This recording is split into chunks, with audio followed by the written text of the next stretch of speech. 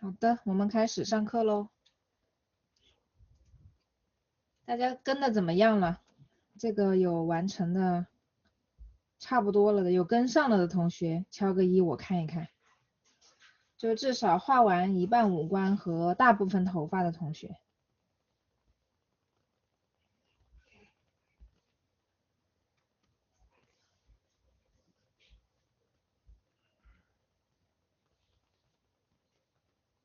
还挺多的啊，还不错啊，大家。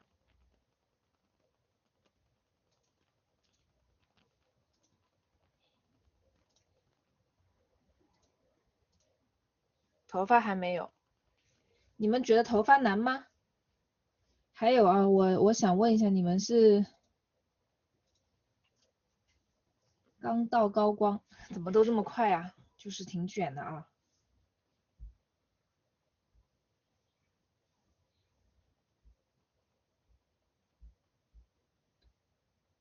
但是我估计我问了你们给我的答案，我应该也能预料到，就是你们是想要学这种基础一点的头发画法，还是想要把这种多一些，就多几个方案，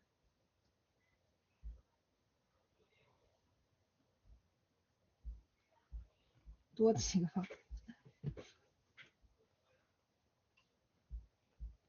但是我不确定，如果说多一些头发方案，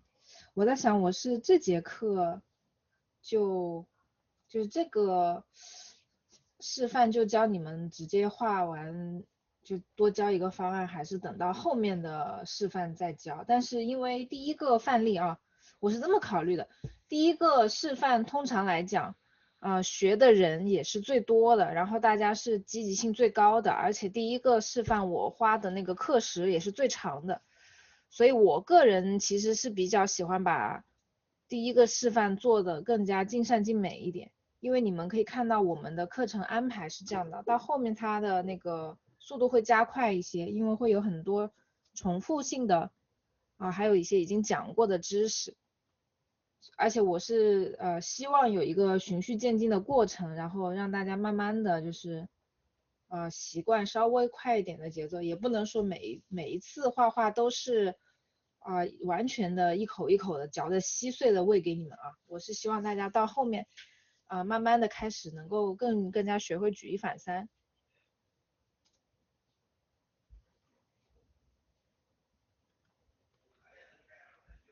好，那我们就继续了，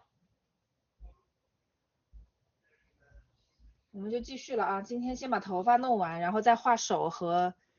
衣服的部分。还有一个征询一下大家的意见，就是这个男孩子嘛，对吧？有的同学还想把这个男生给他画完，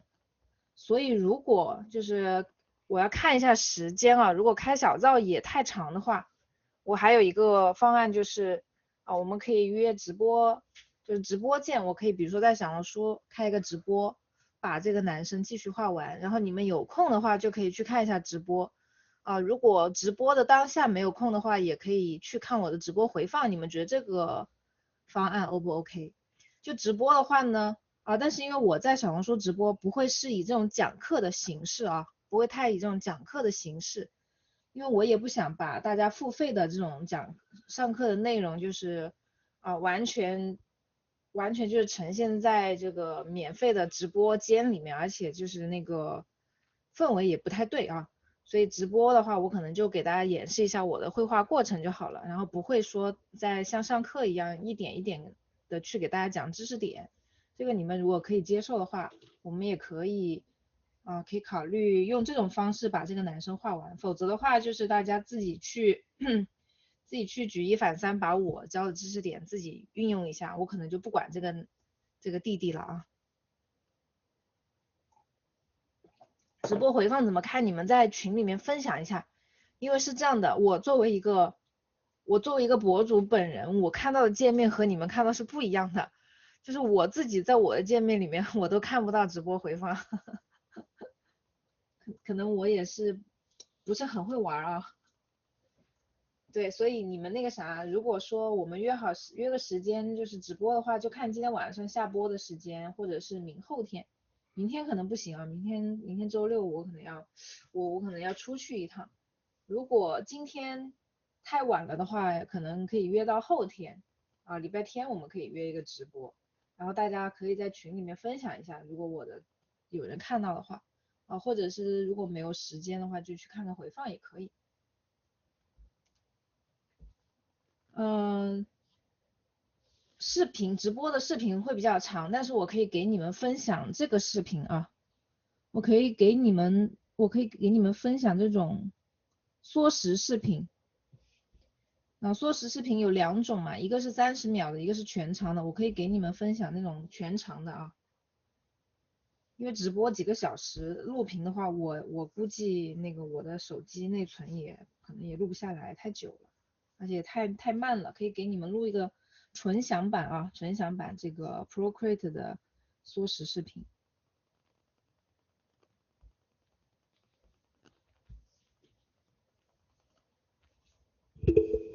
然后让那个班主任老师发给你们，这样可以吧？啊，或者我直接分享到群里啊。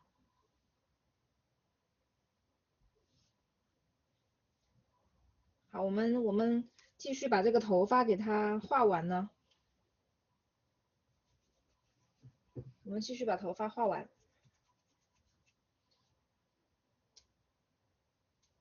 啊，小红书可以直播，然后这个绘画的全过程我也可以导出视频啊，导出视频发给你们，这两个都可以。就还是你们自己提要求啊，因为以前的同学也没有提过这种贪婪的要求啊，但是我觉得这个也是可以的啊，像这种直播不是直播，就是这种画画的过程视频，我是可以分享的。以前没有人提嘛，我也没想到。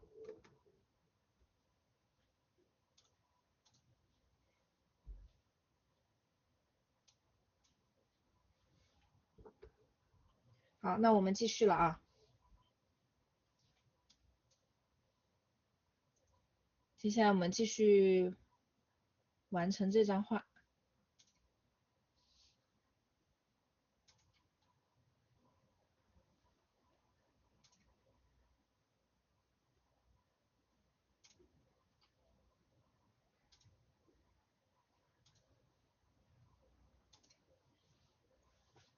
好，现在呢，我们已经有了一个好消息是我们已经有了一个比较好看的头发轮廓了。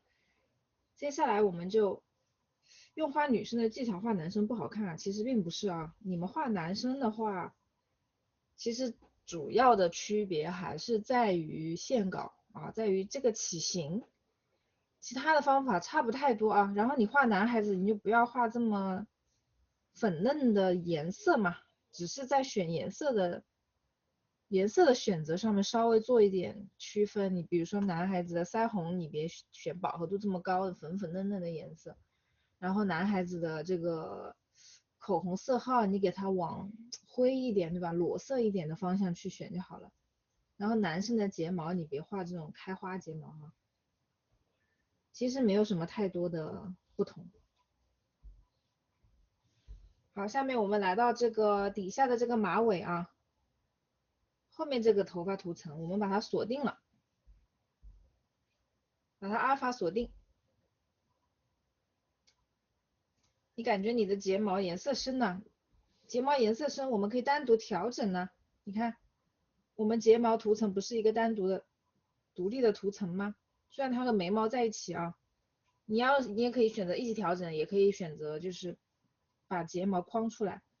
然后你把这个涂层执行这个色相饱和度、亮度的调整，你把它亮度调亮一点，你看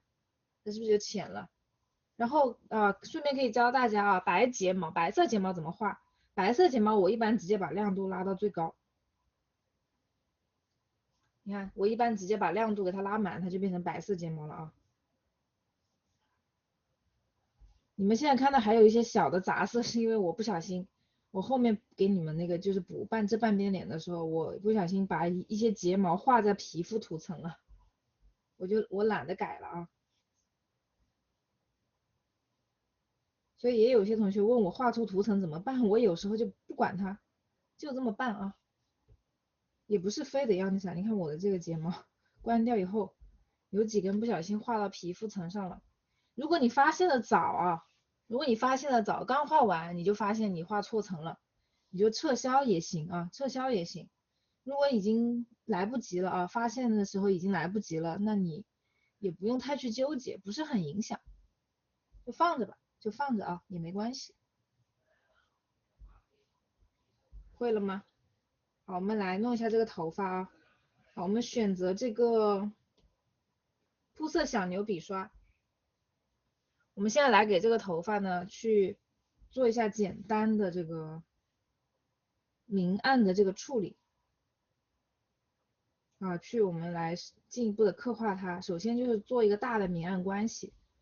好，那么这个头发的暗部的颜色啊，暗部的颜色通常来讲，如果就是不追求那种五颜六色的感觉啊，不追求那种很复杂的色彩方案的话，啊，我们是可以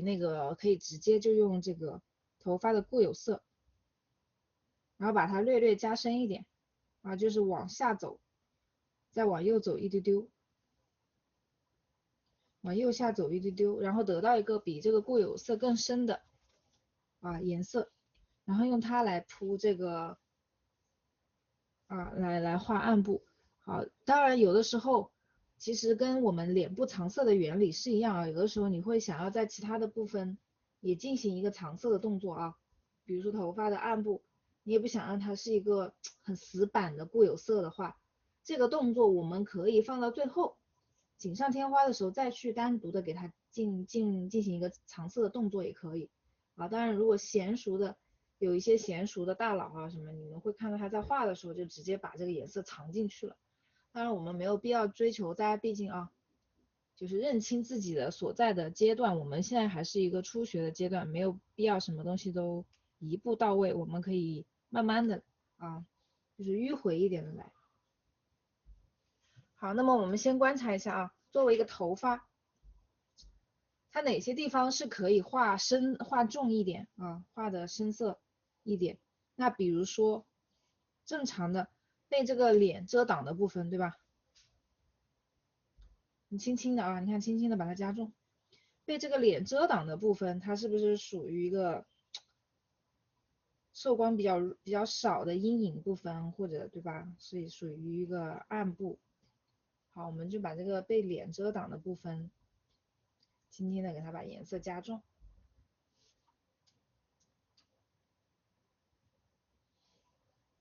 好，跟这个身体接触的部分，我们也可以让它稍微颜色深一点，这样它的头发就比较整个体积啊。我们先画这种东西啊，画这种大色块的大片颜色的时候，我们就先整体再细节，不要一上来就开始怼细节啊，先把它当成一个整体去处理，然后把这个边缘加深一点。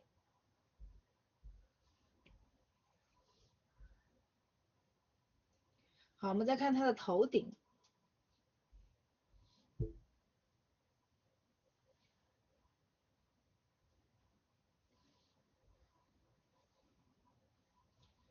这个头顶呢，好，大家可以看到这张图啊，这张图里面它是一个这样的形态，它会在，当然因为我们这个头顶是两层啊，我们是两层，所以我们画后面一层的时候，前面一层挡到你可能会觉得哎挺奇怪的，但是我们这个头顶的明暗我们要分两层单独再去处理它，所以先不管前面的刘海槽，我们直接把这个你看它哪些地方需要加深，比如说头顶一圈。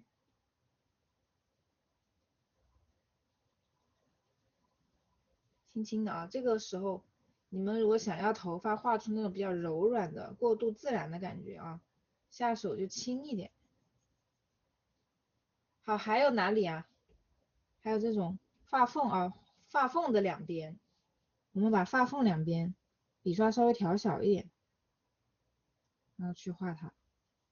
这个时候你就会发现，哎，画着画着啊，你就能看到交界线了，看到两个不同图层的交界线了。好，还有你看它的这个呃刘海也不是刘海，它头顶的这个中分的部分，它的纹路是这样往下，先往下弯，然后再往上扎上去的啊，它是一个这样的走势。所以呢，它这两边顺着它的这个走势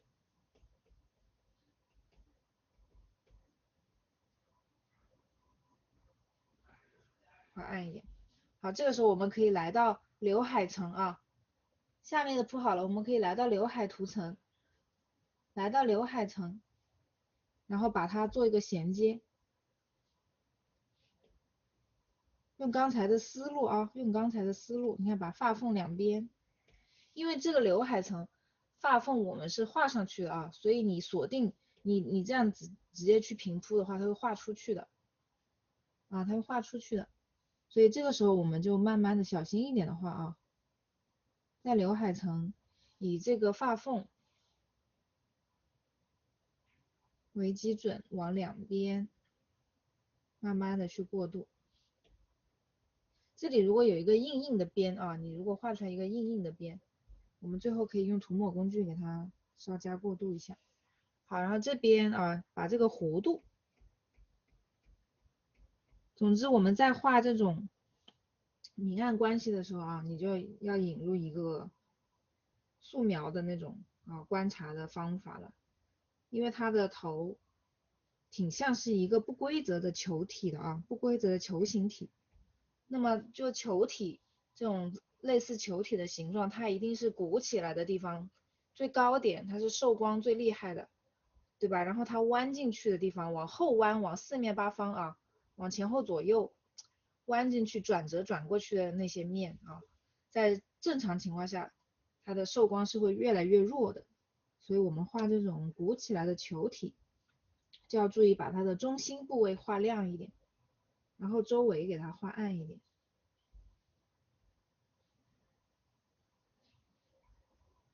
好，这个时候用涂抹工具啊，给它做个过渡。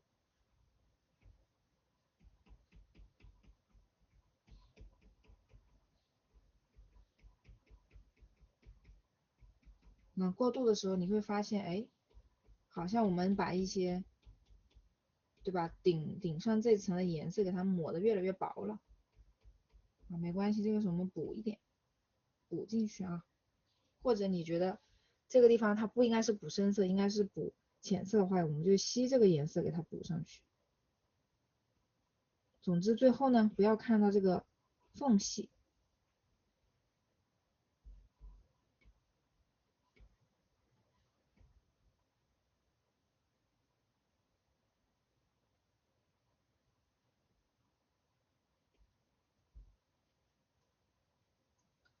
有的同学啊，有的同学可能会觉得这样处理挺麻烦的，分两个层，对吧？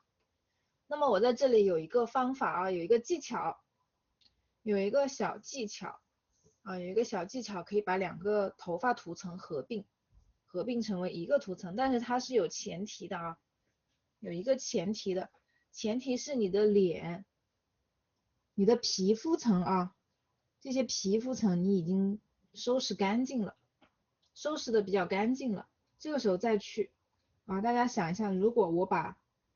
底下这个涂层，把底下这个涂层挖掉啊，挖掉和脸重合的部分，它是不是就能和上面这个涂层合并了？所以怎么做啊？来看一下我的这个操作，看一下我的操作方法啊。我讲个一遍两遍，如果这个当中如果还有同学漏的话，没有办法再讲第三遍啊，那么你们可能就得去问了，或者是得看回放了啊。先理解它的逻辑，看一下。好，先看一下我这个操作啊。首先我们把属于这个脸，你看我们的目的是啊，要在这层底下这层头发这里把它挖掉啊，把它挖掉皮肤的部分，让它单独，让它这个形状更精确，然后再去和上面的涂层合并啊。具体操作方式是这样的，我们先选择皮肤层啊，就是脸的这个涂层，然后点它的缩略图，点它，找到选择，找到了吗？第二个啊，从上往下，第二个选择，这个时候你的选择啊，就是等于把脸的这个选区给它精准的选出来了，精准的选出来了。好，然后呢，然后我们跑到哪一层去？我们到头发，到它下面这层啊，到头发这个图层去，再点它的缩略图，找到清除啊，找到清除，在这里。你可以看缩略图，有没有发现它挖掉了一块？这个时候我们如果把皮肤层关掉的话，看到了没有？如果我们把皮肤层关掉，你就会发现，哎，底下这个头发图层啊，底下这个头发图层和皮肤层重叠的部分已经消失了。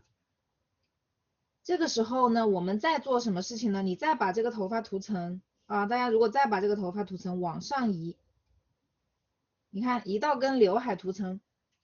移到刘海图层的下面，你会发现，哎，往上移以后，画面没有发生变化，明白了吗？get 到这个啊，get 到这个逻辑了吗？好，再看一遍啊，再看一遍。如果你看现在我把皮肤层关掉，下面的头发层是这样的，对吧？我把皮肤层打开，我如果想要把这两个图层合并，啊，这两个图层我们是不能跨图层合并的，跨图层合并也可以，但是你会把中间所有图层都合到一起，明白吧？我们如果只想合这两个图层，只想把两个刘海把两个头发图层合并的话，我们就让它相邻，我们必须得让这两个图层是相邻的。相邻的它必然会导致一个什么呢？这个前后关系遮挡，那会遮挡住它。如果我现在把这个刘海把这个头发图层拉上来的话，会把脸全都遮住所以呢，我要把脸的部分在这个头发图层上面挖掉它。具体操作我再演示一遍最后一遍。首先我们在皮肤图层，首先选中皮肤图层然后呢点缩略图选择。点缩略图找到选择，就是把缩略图上面把这个皮肤的形状都选出来了。然后来到头发图层，来到头发图层，点击清除，也就是清除现在选区里的内容其实就等于把我们刚才做好的这个选区给它挖掉，点击清除。好，此时这个头发图层就已经不包含像已经没有跟脸重叠的部分了，我们再把它拉到刘海层的下面去，看到没有？再拉上去然后再把刘海和头发合并。你看这个时候我们就得到一个非常非常干净的完完整整的一整个头发图层了。这个时候你再把它锁定再锁定它，再去画，它就是一体的了，就不会出现刚才那种要兼顾上下两层的这种麻烦的问题了。好，get 到的同学跟上了的 get 到的同学敲个1给我反馈一下看看好的，学会了吗？所以它的前提是什么？前提是你的皮肤层已经清理干净了，已经清理干净了。其实你看我这个，因为我的皮肤层，你看这边我没有，其实没有清理干净你看我勾了线以后，多余的图层我没有擦掉它，没清干净。其实其实是没有清干净的。那这个时候我如果还想把皮肤图层再去清一下的话，它就会露出缝隙了你看它会露出缝隙。那这个时候怎么办呢？咱也可以在头发图层上面你不做这一步，你直接因为头发图层现在在上面了嘛，我们把头发图层解锁在上面这层把头发图层给它补上，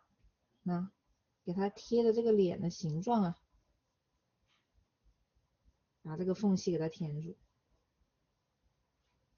逻辑就是这么个逻辑我教大家的就是解决问题的一种思路。其实我们解决这一类的问题有非常非常多的思路它不见得哪一个就必须要怎么样，大家明白吗？不见得哪个就必须要去怎么样你们自己想办法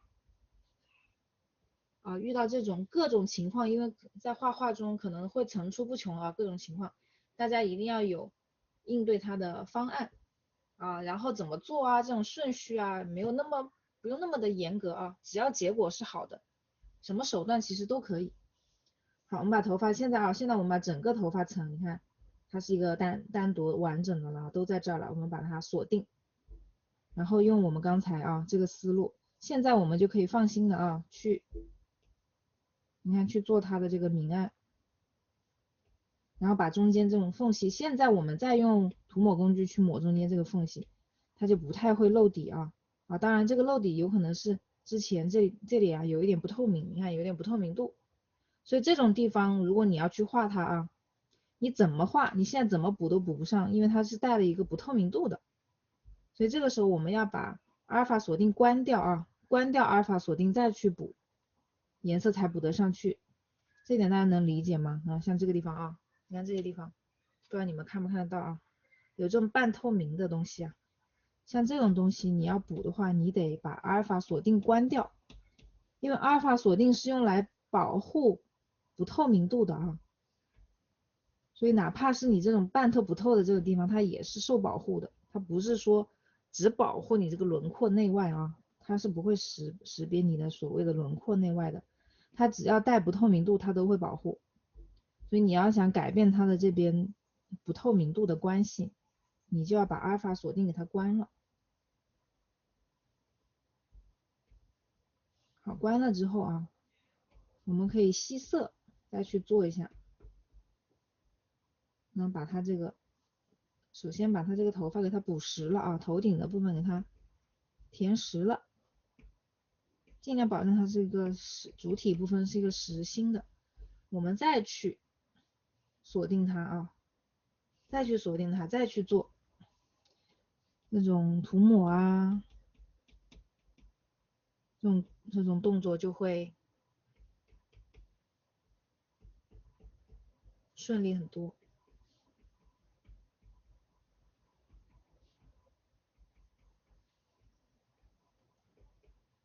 好，而且后面当我们需要再画到这种碎碎的头发丝的时候要添加东西进来的时候，我们可能也需要把那个图层关掉或者这个时候我们再去增加一些头发图层都行。好，现在我们铺了一遍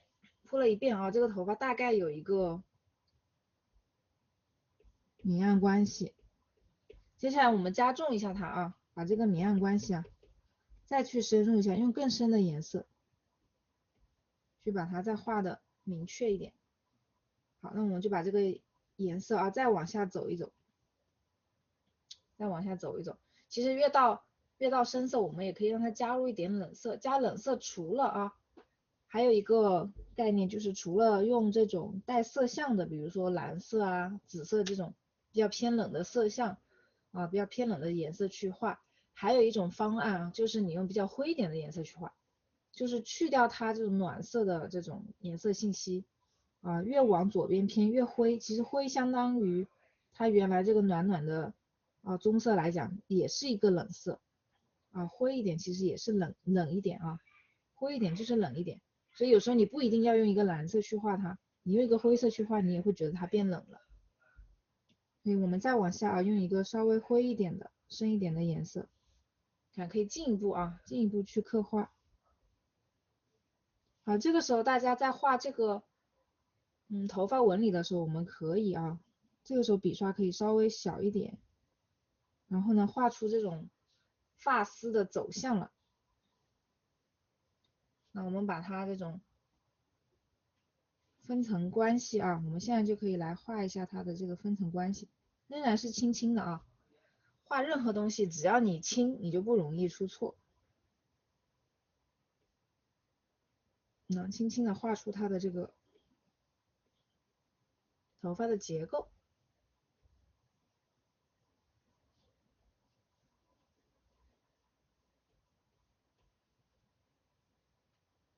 它这个结构非常明显那这里有个八字形，有两个这种弧形的结构，非常的明显。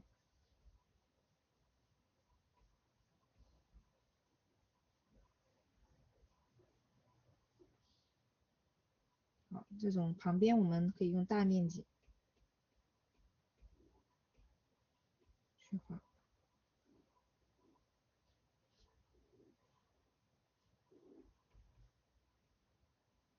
我们要学会经常去调整这个笔刷的尺寸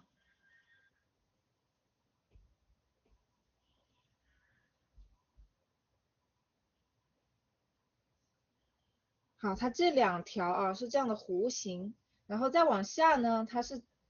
这么一个形状了啊，它是这么一个走势了，看到没有？啊，上面它是这样的走势，所以这2撮的头发的走势是不一样的。哎，我们按照它的这个走势去刻画它的这个明暗。那么下面这2波啊，太阳穴旁边的这2波头发，我们可以看到，因为它这里其实是也算是有2个发缝啊，发缝的它这个发缝附近呢是比较的浅一点，然后到了耳朵啊，要挂到耳朵这边，从耳朵往后挂上去的时候，这2个后面颜色比较深啊，下半段颜色比较深一点，上半段浅一点，所以我们把这个形状呢这样给它画出来。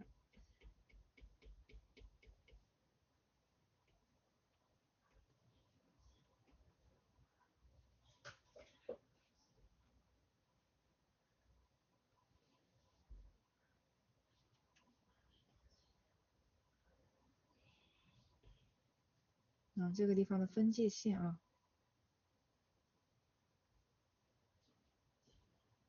还有发缝，它是一圈，我们画一圈。好，接下来就是它的这个马尾巴。马尾巴我们把笔刷稍微调大一点，我们在它的锁定它啊，锁定就不怕涂到脸上了。我们在跟脸贴近的地方加深一点，跟脖子贴近的地方加深一点。这个时候你看它的画面里面啊，画面里面这个妹妹的这个马尾巴它其实比较模糊了。这时候我们可以自己给它设计一个分组。那么我这里比较细啊，我这个地方是卡的比较细的。然后呢，我就想在这个地方搞一个类似像这样的前后翻转。好，所以我在这里先画一个。还记得我们之前说的那个 AB 面啊，翻转的这个 AB 面，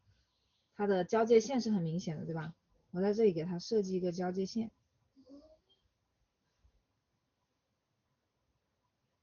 然后呢，把交界线旁边的颜色给它卡出来。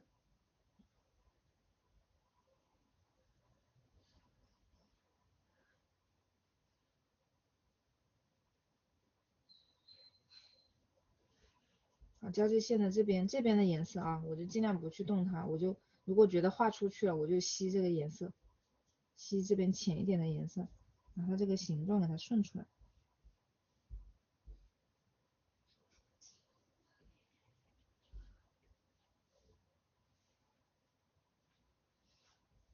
好，这下面呢，我们就顺着这个头发去给它设计一些这种波浪 S 型啊，这种 S 型你随意画，但是有一个重要的地方就是你逻辑要通顺啊，逻辑要通顺，你看最好是顺着你的外轮廓的弧度去画，而且不要交叉啊，千万不要画交叉就行了，不要画交叉，然后画一些这种什么 Y 字形、人字形、入字形啊这种结构，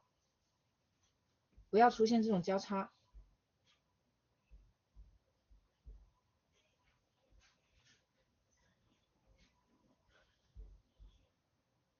好，这边也是一样啊，我们可以在它的这个大面积的地方呢，根据你设计的这个外轮廓啊，包括你挖的这个小洞洞，你去观察它的内在的结构逻辑啊。这个时候可以吸一个稍微比这个最深的颜色浅1号的颜色，然后去给它做一点，你看做一点这种纹理。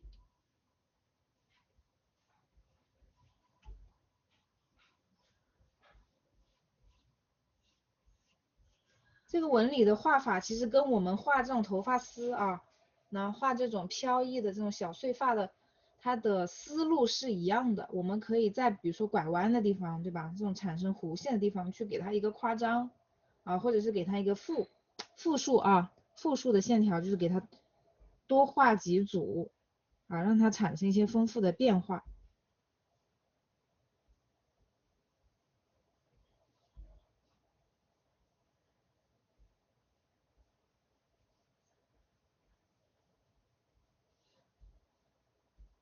那画出一些纹理出来。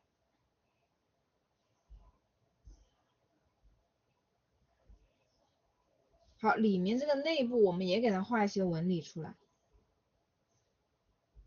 你看，根据你的逻辑，你看我这个地方，我这2个小洞洞中间不是挖了一条吗？那我的逻辑就是这里可以有一个，顺着它走啊，可以有一个这样的纹理出现。如果没有啊，像这种大面积的，你们就随意，就跟画这个啊，你看就跟画这个鬓角的这种仙女发丝的思路是一样的，你们画一些好看的 S 型啊，画一些好看的有节奏的 S 型，不贪多啊，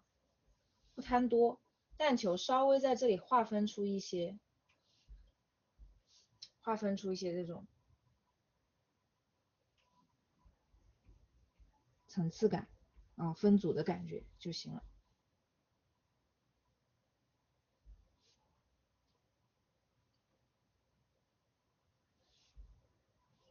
好，那你看这个地方，我可以让它这个面又出现一个暗面。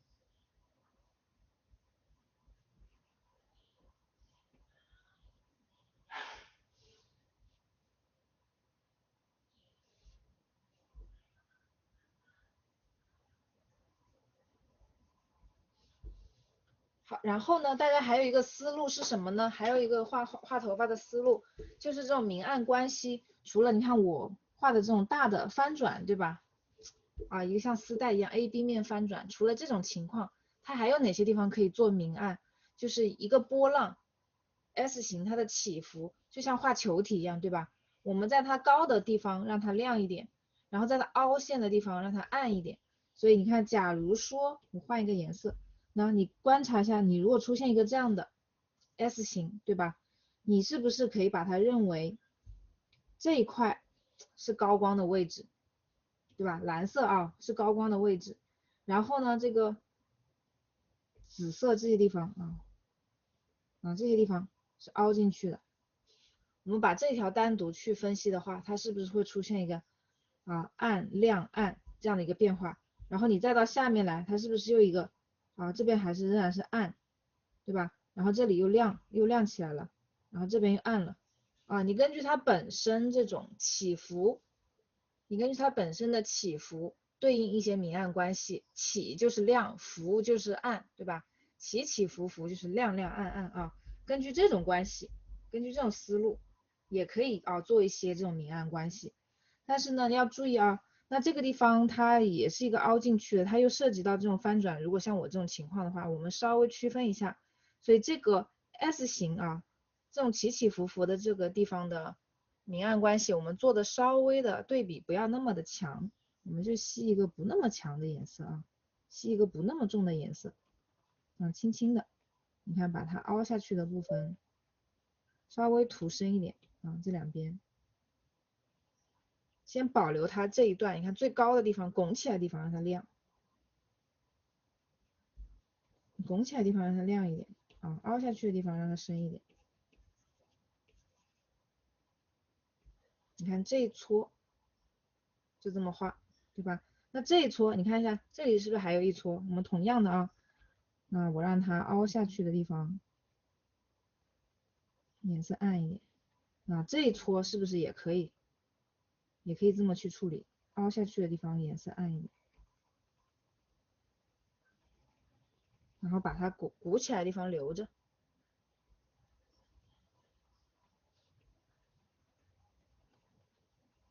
就画头发基本上就是画逻辑画逻辑，画你的对于形状图形形状边缘的这个把控度，包括你对于这个起伏的这个逻辑的分析。所以这个点你必须掌握你必须掌握，你掌握了以后，你画头发就能画了，你画啥样头发都能画了，你自己编也能编出来了这个是一个就像过情关一样过完了这个情关，你就强大了。然后如果你不愿意去过这个，你总是想有没有现成的头发一模一样，让我抄一抄啊，对吧？我能不能照着照片去画个一模一样的？你如果总想着去 copy 一个你看得见的现成的东西，那你这个关永远过不去。啊，所以我在这里给大家讲的是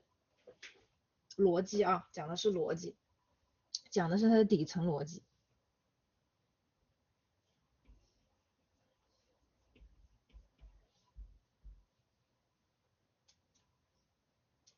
因为你会觉得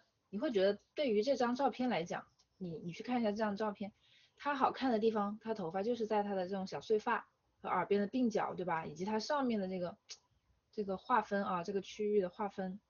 它不是一个简简单单的大光明，它有一个很妙的这种人字形啊、八字形的这个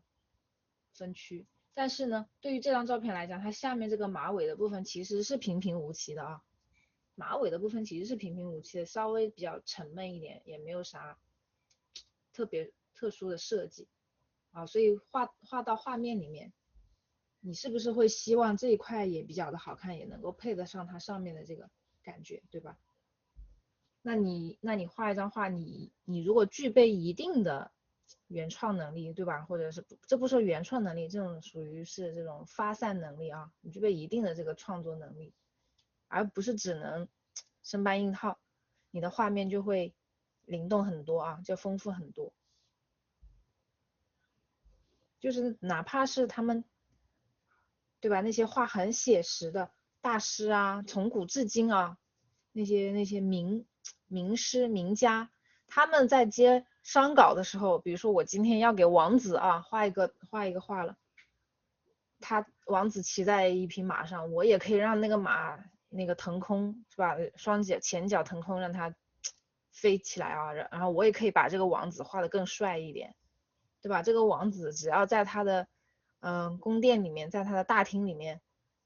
骑在一个像马一样的这种斜坡，坐在一个马鞍上面，我就能画一匹真马在下面，然后我还能把他的背景放到那种树林里面，放到他的对吧打猎的那个场景里面去。所以画画啊，它都是虚实结合的。这个虚就是你的想象，实就是你看到的东西。所以你所谓的写实，它也不一定就是完完全全的啊，只是把你眼睛看到的一五一十的，它不是一个相机的功能，它还是有自己发挥的这么一个空间在里面啊。好，然后这个时候我们可以慢慢的把那个上面头发的这个肌理也做出来，我们可以观察到。它这个地方啊，它也不是说一大片就是很乖的、很平整的过去的，我们这里也可以给它分成这种两路，可以这样去分。然后你看我这边不是画了一些往外飞的发丝吗？我是想让这个发丝逻辑是成立的啊，那我就顺着它，你看我要顺着外面这个飞出去的发丝，我从它往里面画，我顺着它的这个逻辑，我要往里去做出这种相对应的纹理出来。那么这一坨也是，那我是顺着它，你看顺着这个逻辑啊，顺着这个逻辑，我给它把里面的结构这样顺过来，你们看这样是不是就很合理啊？它的内外的衔接就很合理，我又没有照抄这个照片啊，哪怕如果这张照片它拍的不清楚，对吧？它这里比较暗，看不清啊，或者是它没有拍全啊，它只拍了半张脸，我们也可以靠我们的这个能力啊，去把它去把这个补齐。你们今天有没有看到？我今天刷到一个什么 AI 扩图的那个，笑死我了。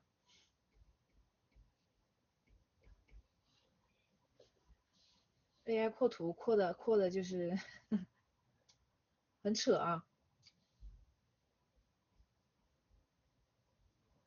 所以他不能理解这个画面的时候，他就会乱搞。但是这人跟 AI 不一样的就是毕竟还是更智慧一点啊，你就知道扩图怎么样扩是合理的。好，那这个地方啊，我们就慢慢的用那种带节奏感的思路啊。什么叫做带节奏感？你看画这些地方，画这种头发走向的时候，我们就要跟画睫毛、画眉毛那个思路是一样的，你不要齐刷刷的一上来就开始刷刷刷给我排线啊，不要一上来就这样，从左到右，从上往下就这样开始排线了啊，不要一上来就这样，我们是怎么样？一开始一个大一点的间隔啊，间隔多一点，间隔宽一点，然后呢，先慢慢的把它整体的这个头发的也是毛流啊，把它的毛流走势给它画出来，并且你看用这种长短不一、粗细不一，然后呢间距不均匀的这种线条感啊，然后画出它的这种自然的感觉。你看我在这边一边画它的走势啊，同时我还要注意一个什么，跟我外面的这个发丝啊，飞出去的发丝逻辑啊，这边要给它衔接上。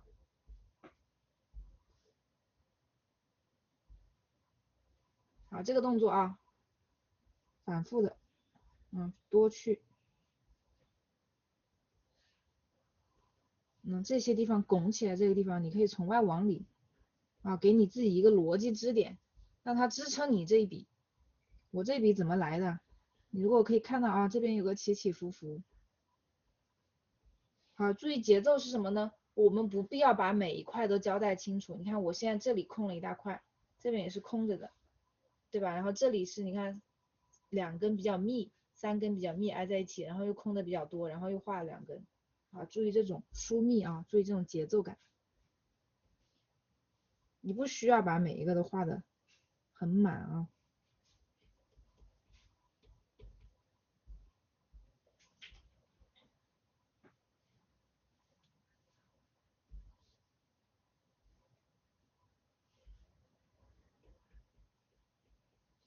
好，然后呢，我们把这个关掉，把它的阿尔法锁定关掉，因为我们这个头发啊，它底色不一定铺的就是那么的均匀，它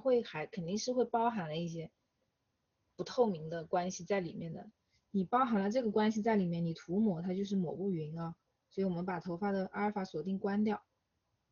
用涂抹工具呢，把我们这个肌理啊，笔刷可以小一点，把我们的肌理这样顺一顺。好，这个时候大家也可以尝试一下啊，尝试一下把涂抹工具改成一个带那种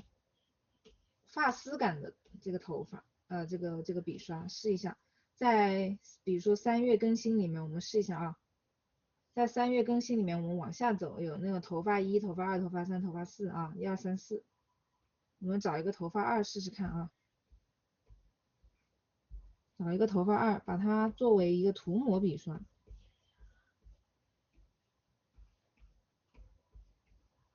你看它一笔下来啊，它会有好几根的感觉，我们可以用它来涂。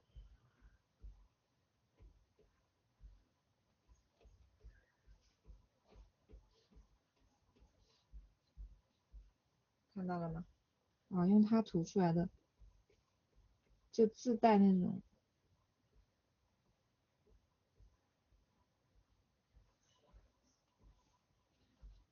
好，我们一定要注意啊，大家涂这种地方的时候啊，过渡这2块阴影啊，中间的这个你要把它中间的这个高光的部分、亮的部分你是断开的，你是空出来，对吧？但是我们一定要注意这个断开，我们要做到什么？形断意不断。什么叫形断意不断啊？来给你们做个示范。那你这边往这里涂，对吧？这边往这里涂，它们中间你看，我如果用虚线，它们是可以很丝滑的连在一起的，这种就叫形断意不断啊。这样涂出来，它这样的走向它才是合理的。因为有的同学会画成什么样，没有逻辑啊。比如说我这边的头发往这走，这边头发往这走，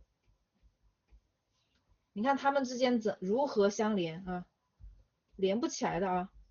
你一定要注意这个东西。那有同学画的话会画成这样。你们看一下这个逻辑，这个问题出在哪？哦，好像2排双眼皮贴啊，看到没有？有没有人会不小心画成这种2排双眼皮贴？你怎么把它中间这种丝滑的连在一起？啊，不能，对吧？所以一定要注意啊，一定要注意。虽然我们画这种阴影，我们是分开画的，但其实我们心里面是有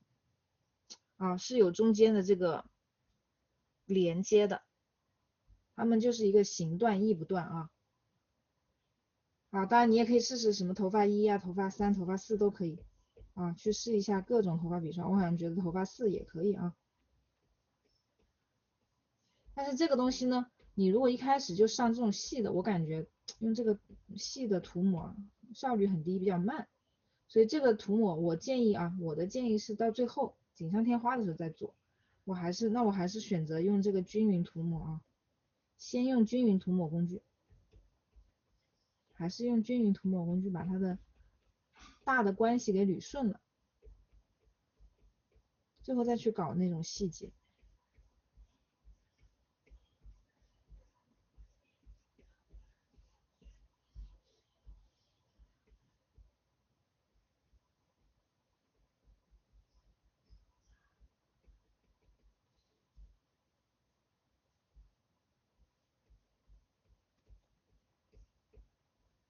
那我们在涂的时候一定要注意啊，一定要注意它的逻辑啊，逻辑不能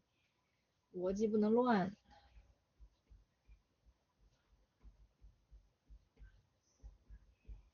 逻辑可不能乱。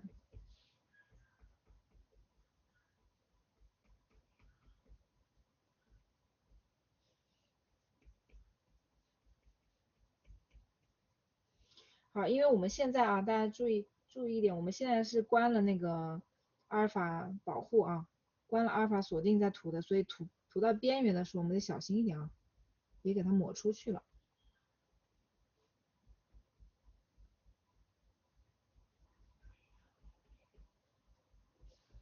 那现在对边缘是有一个修改作用的啊，有一个啊这底下的马尾巴。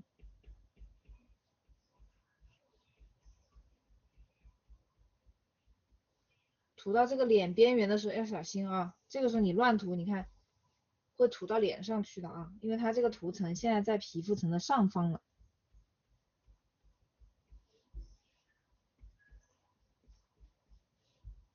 然后把这个中间的逻辑再去顺一下。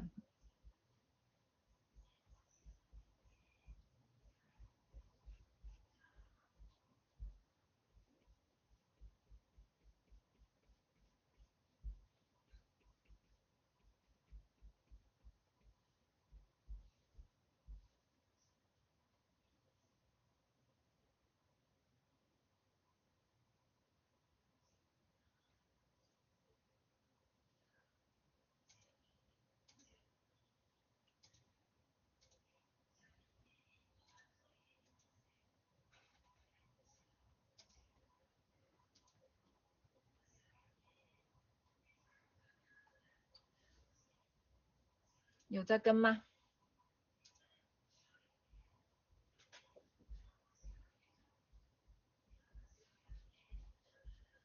好，下面我们继续啊，我们继续再进一步的去把它的这个头发的分组关系，再进一步的去给它细分一下。现在我们同样的还是把头发又锁住了啊，双指右滑，阿尔法锁定给它锁住。然后呢，这次我选择，好，我们要来细分了，我就选择细节刻画笔刷，选择细节刻画笔刷去吸这个最深色啊。然后我们再来进一步的盘一盘这个头发的逻辑，啊，把一些分组，你觉得需要比较清晰的这个分界线给它画出来。比如说，你看我这个地方，我这一条它的弧线啊，我想让它是这种关系啊，从这一撮，你看这一撮给它梳上去，然后从底下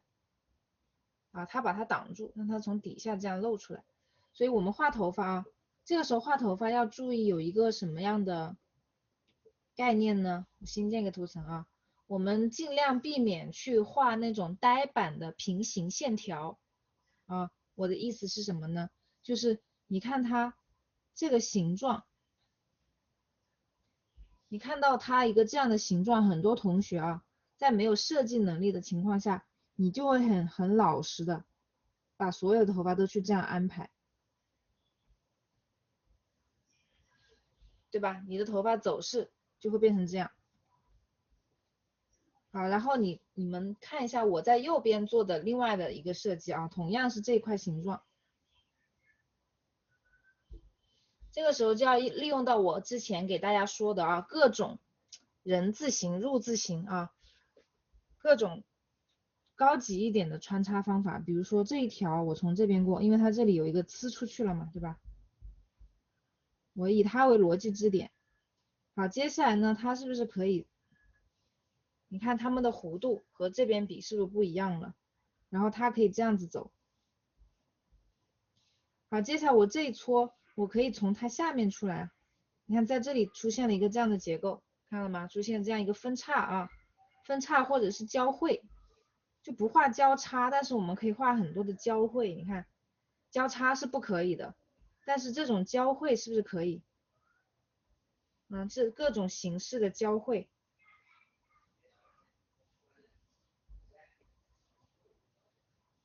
啊，这几种组合方式啊，后面这种组合方式大家多练习练习。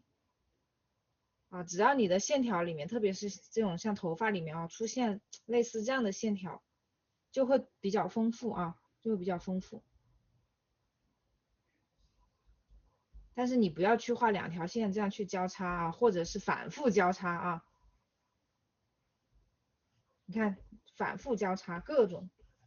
这种方式在画什么地方的时候可以呢？在画那种小碎发啊，最后那种凌乱的小碎发，一根一根发丝的时候，它肯定势必难免的会出现这种交叉行为啊。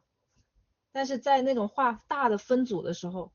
你如果想让它整体好看，就尽量避免这种反复的这种交叉。如果我学会了这种思路，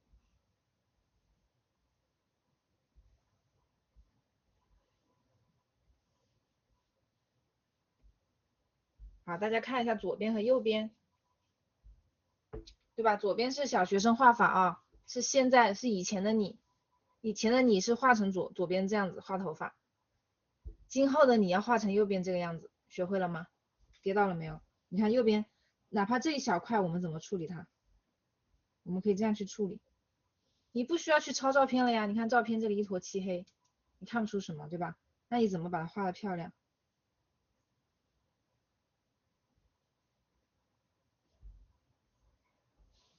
你让一些头发这种分组啊，早早的，对吧？它们就产生这种，其实这个就属于一种叠加关系啊。它头发它就不是那种梳子梳过的一顺，它就像用手指抓过的啊，它会我叠在你上面，你又叠在它上面，它们就会出现这种比较丰富的这种层次关系。这边呢就像是很老老实实的啊，像那个就是古时候古装啊那种梳妆发老师用那个篦子给你一笔啊，整整一下子给你梳过去，油光锃亮的，还得抹点发油啊，梳出来就是这个样子。如果是以前的你啊，以前的你画这片头发，你会这样画，对不对？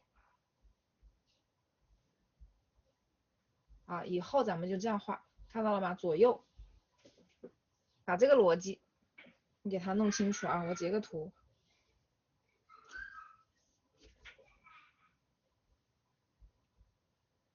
好，那么现在啊，我们就把刚才我讲的这个逻辑给它实战用上去，用这个深色去做一些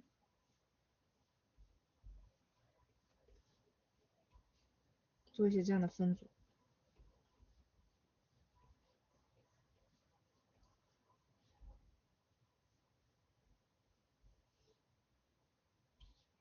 那分组的时候，同时你想象一下啊，这一撮它有可能会怎么走，对吧？我有可能是，哎，有的，你看这一撮它是从从这个下面出来，那这一撮它有可能是在它的上面啊，从上面露出来。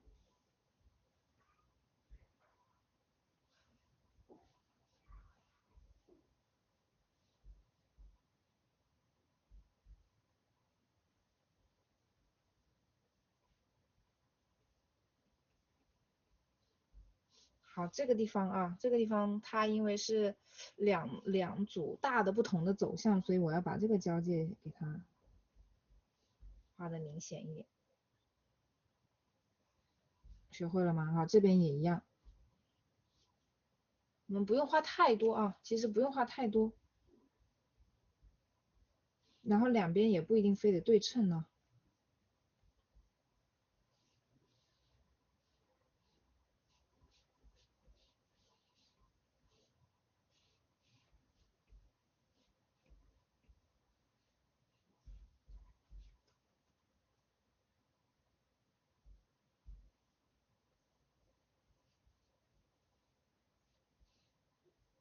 好，把这个地方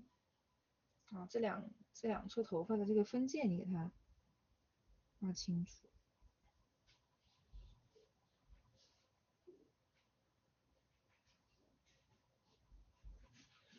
好，这里也是啊。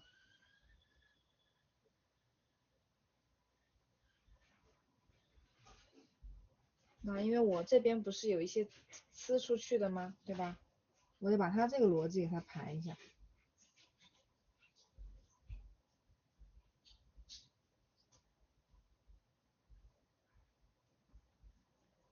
然后耳朵这边啊，从鬓角到耳朵这个走势，我们给它画清楚。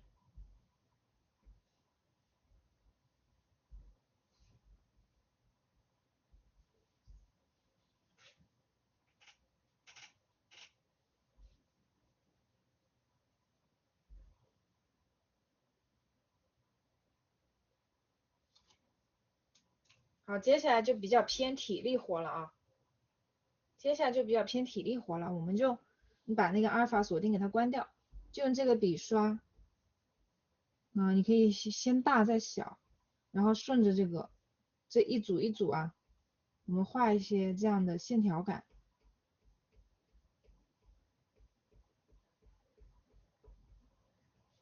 给它画上去，一组一组的画啊。既然我们已经分组，我们每一组就要让它画出不同的方向感。那每一组我们给它这组里面我们给它画的平行一点，另外一组啊，你看该卡住就卡住。你看，比如说这一组我这样画下来，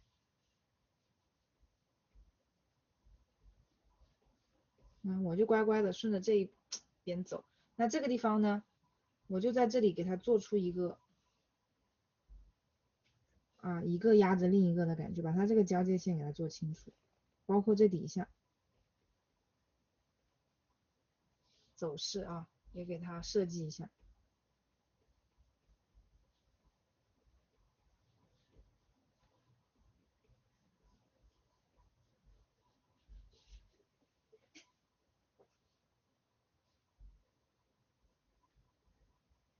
你会发现它这里因为像是手抓过去的啊，所以它有大量的这种感觉。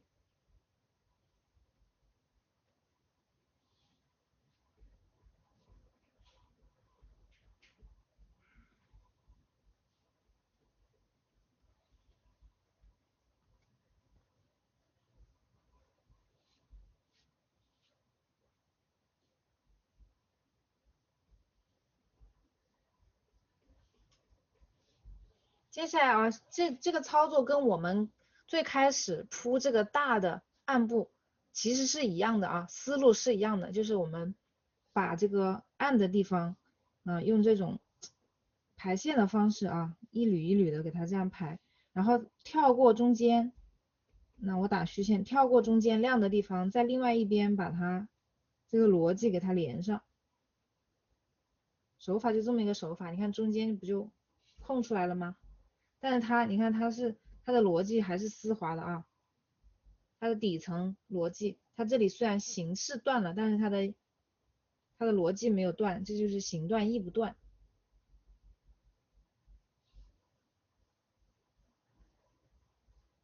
所以你画这撮头发的时候，你要知道，哎，它是要走向哪里的，你要清楚。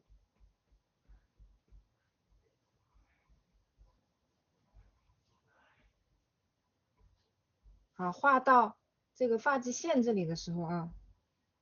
稍微轻一点。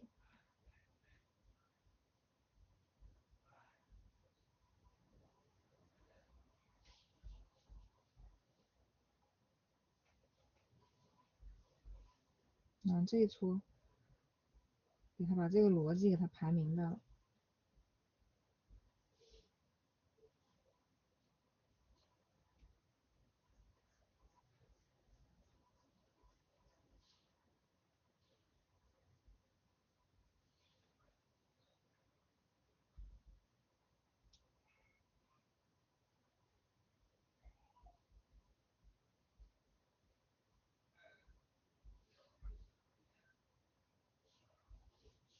这边也是啊，用深色的，我们先用深色，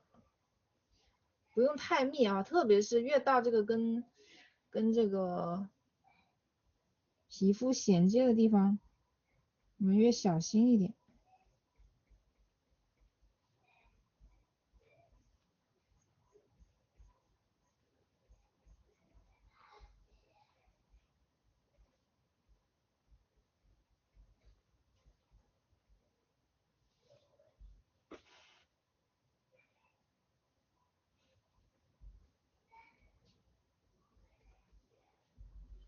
那既然啊，我们既然在这里中间已经画了一条分界线了，我们在画这种小细节的时候，你就不要在这个地方去做这种水平啊，又做这种发散的，就会把这个线给它模糊掉。那你就一定要在这里把它做出一个不一样的态度出来啊，两边的走向那就是不一样。比如说我这个就往里面走，卡在这个下面，对吧？它就是这个方向的。好，上面的呢就顺着。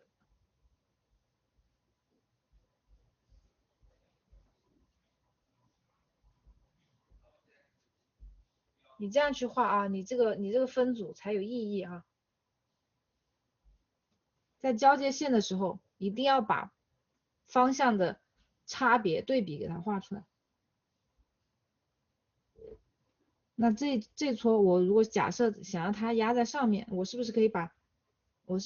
这里，那它是1，我是不是把它上下这两块都看成是2？那它就可以形成一个什么样的逻辑？比如说2是一整块，它们其实都是可以往这个方向走的，但是1是这样走的，那它可以形成一个这样的逻辑，明白吗？那我在画的时候，是不是它挡在上面的时候，我就这样去画它，这组这样去画它，下面这组呢，哎，我这一大片和这一大片，它们两个去形断义不断啊，我往这边走，我跟它这样去连，对吧？只不过我不在这里把这种难看的交叉给它画出来，我就让它挡在上面，让这一撮啊挡在上面，下面再去画它们俩的这种关系。你看这样子的这种情况，你才能够在这种分界线，你看这里是一条分界线，你才能够在这种分界线的两边出现两个截然不同的方向，你发现了吗？好，这边是往这个方向的，往这个方向的，但这边呢，它是这样走的。好，这个地方你如果能够在分界线这里做出方向差，你这个分界才分成功了啊。因为很多同学，哎，前面分的也挺好看的啊，也知道画人字、画 Z 字，也知道这样画，但是一旦画到开始画下面的纹理的时候，又开始顺着它来了。你看，又这样去画，你这样画的这条和没画这条有什么差别？就没有差别了啊。那你这条线就起不到一个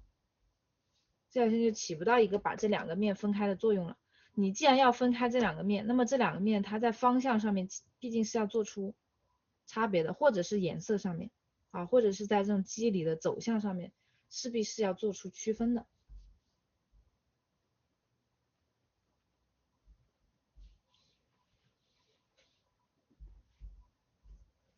往后这后面的内容已经有点难了啊。但是如果说你觉得这个地方很难的话，你觉得这个地方很难啊，我们停留在你稍微画的平整一点也可以，或者是你就少去分啊，就把它作为一个整块去处理也 OK 啊。咱们先把这个思路先给它得到，然后慢慢去尝试。你看这里我就做了一个这样的，对吧？做了一个底下做了一个这样的，上面呢你不用只用深色啊，你看上面用浅色，你给它这样盖上去，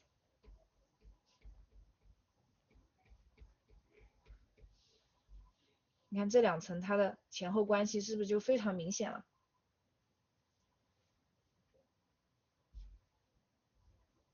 头发都是干货，但是这个确实因为它的变化非常的复杂啊，然后可以呈现出的那个状态也是比较复杂的，所以这个地方对大家来说是需要多花一点时间去实践的。那如果啊，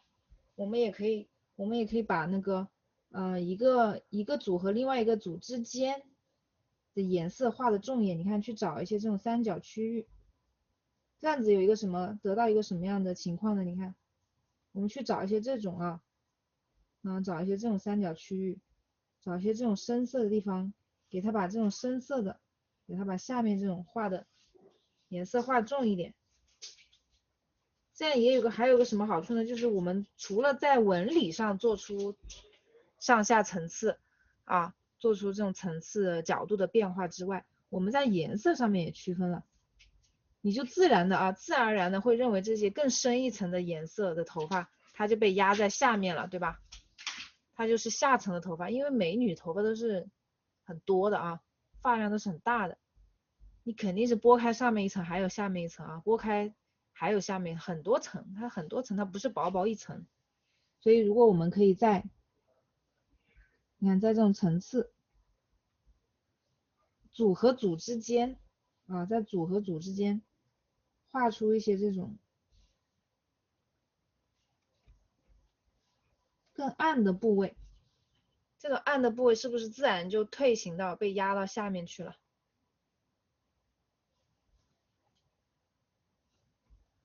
你看这里它本来就是一个被压在下面的，我就把它的这个交界的地方给它处理的宽一点。好，这边更下面，我就让它更深，这样去处理它。好，然后它这边，你看这撮头发，假如这个头发往这边走，你要不要交代它整个过程？要不要把这条全部都给它画完啊？交代清楚？也不必啊，也不必。有的时候你在关键的地方，比如说就在它发际线的这个地方，这些地方，你画出了一个走向，后面的我们把它变成一个整体，慢慢的，你看把它融成一块整体，它就显得不会那么的凌乱啊，它就显得不会整头都是细节过于凌乱，你把精华集中在中间，这样子的头发画出来是层次会比较漂亮。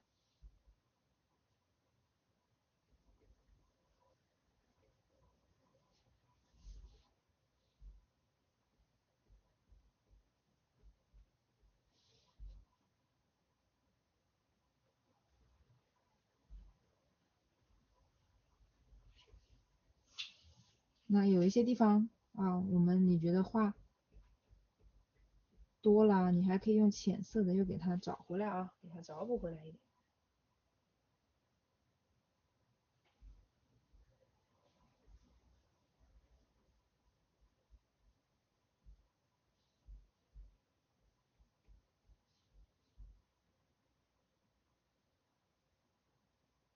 不要全部不要全部都，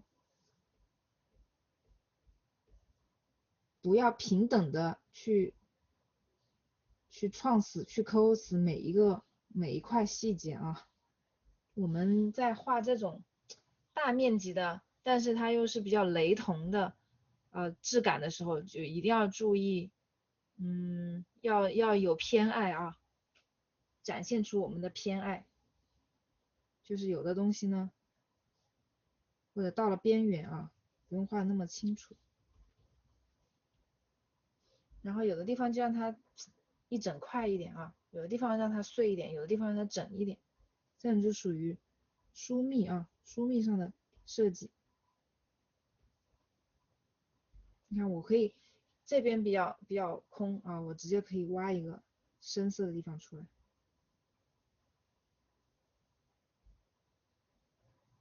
然后其他的顺着这个弧度啊去画一些头发的纹理。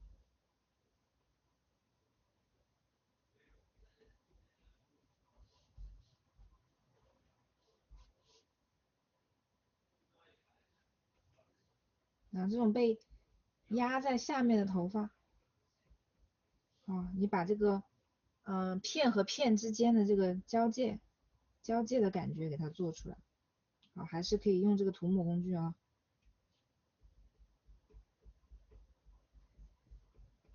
把它的块面感。救命啊！开始难了是吧？头发开始难了。你们自己说的啊，我刚开始我说的各种解决方案，其实有的解决方案就是到中间那一步就可以停了啊。你比如说到这里也可以停了，你如果头发画成这样子，你最后再加一点点细节也可以停止了。我的这种所谓的多种解决方案是一步一步更复杂堆在一起的，而不是说，现在是方案一，接下来我们再换一个变成方案二，不是的啊，就是说你头发在追求不同的完成度，在追求不同的完成度的过程中啊，它可以随时停止，你保持它的整体的一个统一性，步调统一。它也可以停止在中间的某一个程度啊，你就不用再去细抠了，最后来一点这种战术性的啊，战术性的装饰性的那种啊收尾工作就可以了。包括现在这个脸，如果你还要再继续往下抠，还可以抠啊。一会儿我看看，如果时间允许，我教你们怎么再继续把它往下抠。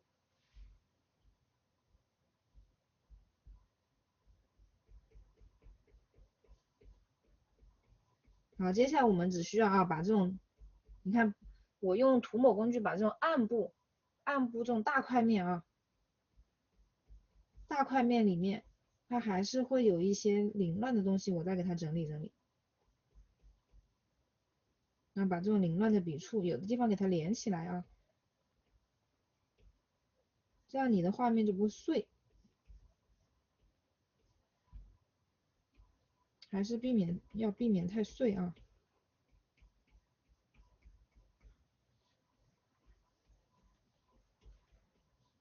但头发真的是头发有太多的画法了。我在这里呢，啊，只能把你们就是教到一个我觉得还比较复杂了啊，上点难度了。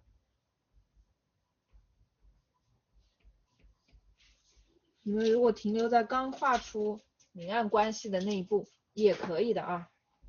也可以的。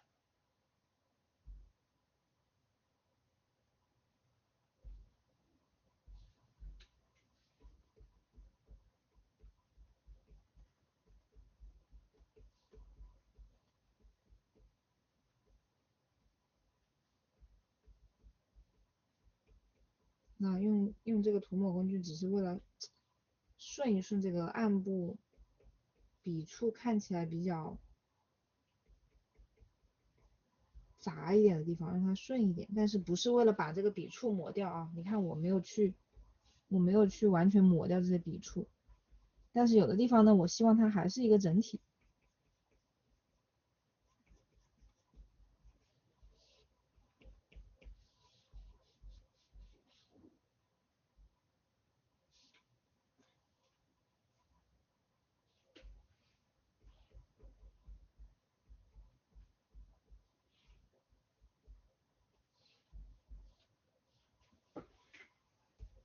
好，到下面来，把它这个地方啊，马尾这里也可以再细化一点啊，可以再细一点。比如说这里，对吧？你可以在这个地方再给它设计一个小二层啊，你看给它有的，你看也是，其实画这一坨跟我们挖洞的那个思路很像，只不过有的地方你挖了一个洞，它等于拨开了，把头发全部都拨开了，没有了，对吧？这个地方我给它画了一个黑色的洞洞，意思是拨开这个上面一层，它还有下面一层啊。你想，比如说这条，我想让它这样顺下来，也可以啊。好，然后呢，用浅色啊，给它这样子，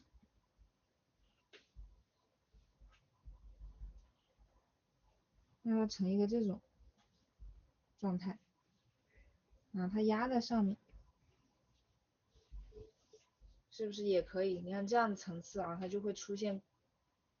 更丰富的形态了。所以你这个时候，我们有的时候要画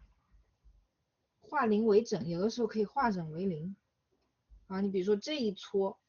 它现在啊大的感觉是这么一大片，但是你会觉得一大片挺死板的，那么我们就可以在它的边缘去做一些文章，比如说你吸这个颜色啊，像我说的嘛，对吧？把这个弧度给它扩大，这是不是一种方法？这个颜色啊，你只需要用它本体的颜色，然后从这里面进去，从这里面回来，然后回来以后，至于它往哪走不重要了，因为它是一个整体。它是一个整体，它只是负责把这块阴影给它切开。那这边也一样，你吸这个浅一点的颜色，让它在这上面走一下，是不是又多了一点细节？对吧？一定要从，你看这种浅色，一定要从它的本体里来，回到本体里面去，就好像我们画那个线稿的时候，最后把它那个交叉的地方全都擦掉一样啊。我们最终是要让它的这个同样的一个颜色啊，变成一个整体。而不是要变成呢，不要这样画啊，不要在一大片深色的地方去加入这种线条，就会看起来容易凌乱啊。当然，它也是一种画法，也是一种画法。这样画的好的呢，也不是不好看啊。但是初学者，就或者在我的这个方法里面，我给你们教一个稍微难一点的，然后这种东西你们往后面再去加，在我们添加发丝的时候，你自己去看啊，你觉得好看，你也可以加上去。就看你头发要画的多碎啊，想要去画的多细多碎，你看这种都可以在暗部里面再去加一点这种稍微浅一点的这种发丝，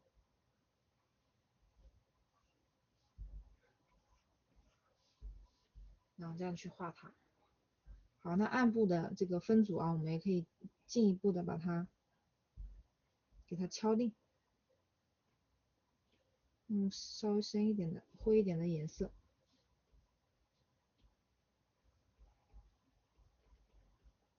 啊，这个时候要注意啊，我为了避免画到脸上，我就还是把它锁了啊，给它锁了，锁了就不会画到脸上了。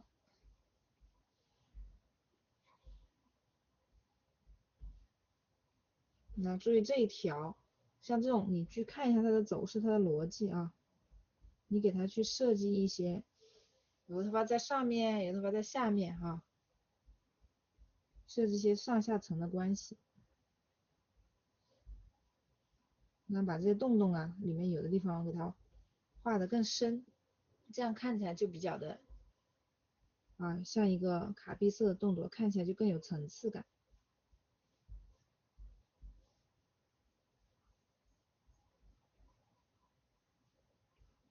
好，这里面的头发给它一个，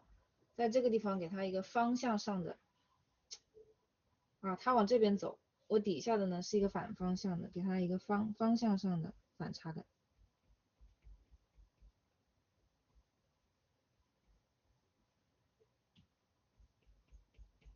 先用涂抹笔刷带一带这个节奏啊，把这个方向给它节奏给它带过来先，然后再加细节。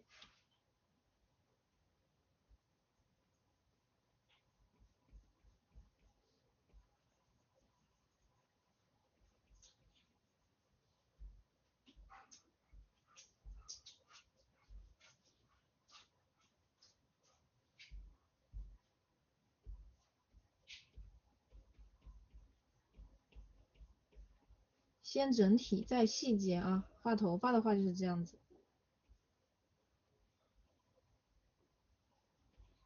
你先把整体的分组啊，把这个翻转啊、扭动啊、分组的这种关系给它理顺了。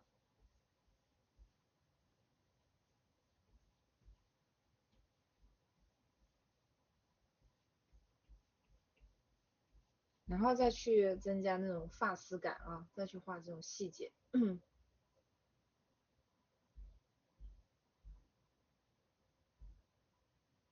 就画到这里，先画到这里啊，因为待会还有手。啊，那我们这个只是一步啊，只是其中一步。我们画到这儿呢，是算怎么了？算暗部差不多结束了。接下来我们可以把这个头发画的更有光泽啊。怎么样把头发画的更有光泽感？我们就加入一些亮部的颜色，加入一些亮部的颜色。好，我们可以看到啊，一般啊，这头发它的反光啊，这种高光的地方，它反出来，因为它比较头发本身是一个有点金属光泽的这么一个质感的这么一些发丝，所以呢，有的时候啊，你会发现它的高光反而会有出现一些冷色的，什么偏蓝啊、偏绿一点的颜色，所以我们可以在这个地方啊，在头发的高光里面画入一些这种蓝色的感觉，我们吸这个头发的颜色。啊，现在吸这个头发最浅的颜色。如果吃不准的同学啊，可以新建一个图层来画，然后把这个颜色呢稍微往蓝色去靠一靠，啊，选一个蓝，然后你不想让这个蓝太显啊，你可以，因为我们是要画高光了嘛，可以颜色比它略微浅一点，然后你不想让它太显，你就让它灰一点。所以我现在往上走一丢丢，再往左边走一丢丢，得到一个，你看得到一个比它稍浅一点的偏蓝的这么一个感觉的啊，可以再稍微蓝一点，往右来一点，能得到一个这样的颜色，得到一个这样的颜色。好，然后我们还是要先用铺色小牛，先用稍大一点的笔刷，用这种 Z 字形啊，连续一笔最好不断的情况下，你观察它的高光分布在哪里啊？分布在这种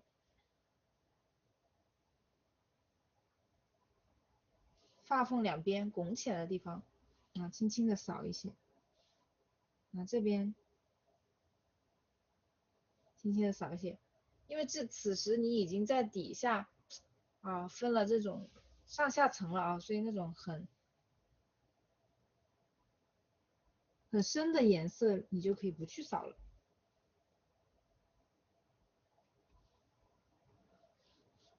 啊，轻轻的扫一下啊，一圈，你看这是一圈，这里是一圈。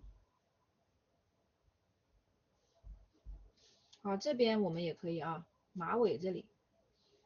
我们可以按照，你看这个时候照片没有太大的参考作用了，我们就按照这种高低的观察法啊，在最高的地方，这个可以稍微再亮一点，因为这里我没有走太多的那个，啊，之前是画了一点深色在这里，然后在最高的地方铺一小块，啊，铺一小块，然后在这个地方鼓起来的地方铺一小块，你看这里它又高了啊，你可以在这种明显拱起来的地方，然后画一点这种高光，亮亮的感觉。然后还有一个啊，你有没有发现它这里耳朵旁边这个上面它有一点小反光啊？它这是反的侧面的光，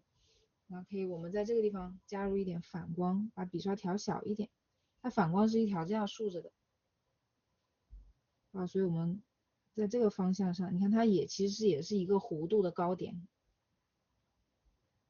啊，加入一点这个浅色，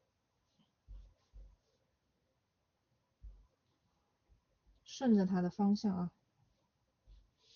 那这边也可以加啊，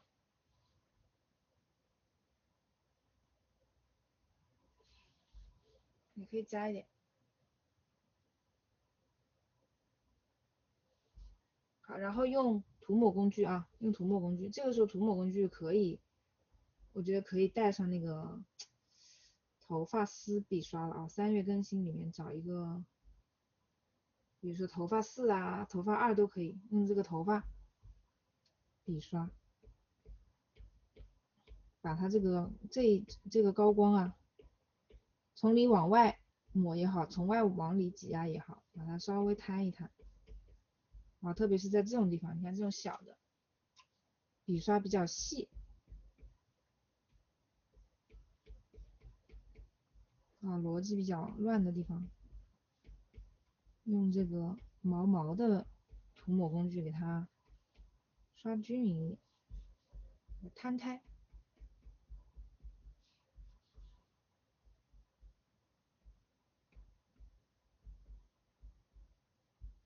好，这边也是啊，给它摊开。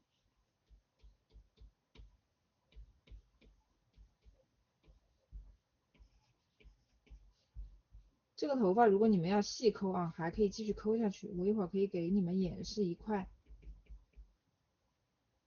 小块细抠的方法，但是我没有办法全图细抠了啊。如果我再全图细抠的话，一节课打不下来的啊。教你们一小块这种细抠的方法，然后大家举一反三啊。好，接下来我们再进一步啊，再进一步的去画它啊。现在可以用细节刻画笔刷，选一个更浅一点的颜色。这个时候你可以让它的蓝色的这种感觉稍微明显一点，我就往右上方走一点啊。你看它会有带这种蓝可以稍微再多一点，再偏紫一点。好，用这个颜色再去画最后的那种小高光。这个小高光呢，画的面积可以稍微小一点啊，然后尽量让它连贯。它也是一个主打的是一个形断意不断啊，啥意思呢？就是我们让它就在这个发缝两边啊，就沿着这个形状去走啊，它中间会有一些小波浪什么的。好，但是你要让它整体所有的高光连在一起，会成一个这样的弧形，而不是说这里画一块啊，这里画一块，这里画一块，这里又画一块啊，到处去乱画，最后它们连不起来啊，这样就连不起来啊，没有逻辑。而是我们要让它怎么排啊？这样去排它。看到刚才这个错误示范了吗？来，把这个图先看一眼啊。如果你高光是这样分布的，看起来就会比较凌乱。怎么样让它看起来不那么凌乱呢？正确的方法是怎么分布？这样去分布。你可以有一点点错落，但是你看它主体，它连起来还得是一个圈儿啊，它有逻辑的。你要把头发想象成一整颗头啊，想象成一个球体。好，用这个思路啊去画这个高光。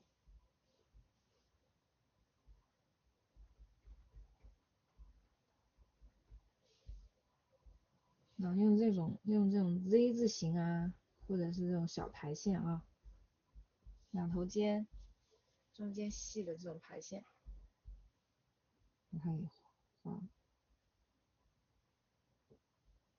不一定要画满啊，不一定每撮都给它画满。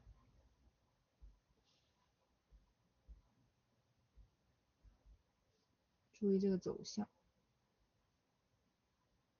然后像这种比较整一点的地方，对吧？我可以把高光画轻一点，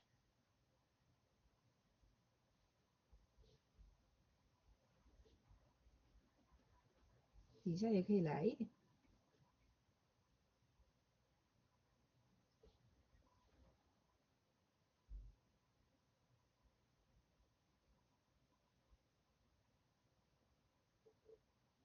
这种地方啊，前面的这种小刘海，它其实也是有高光的，但这个地方因为本来颜色就淡，这边本来颜色就淡，所以这边要用到的颜色得再亮一点啊，再往上加一点。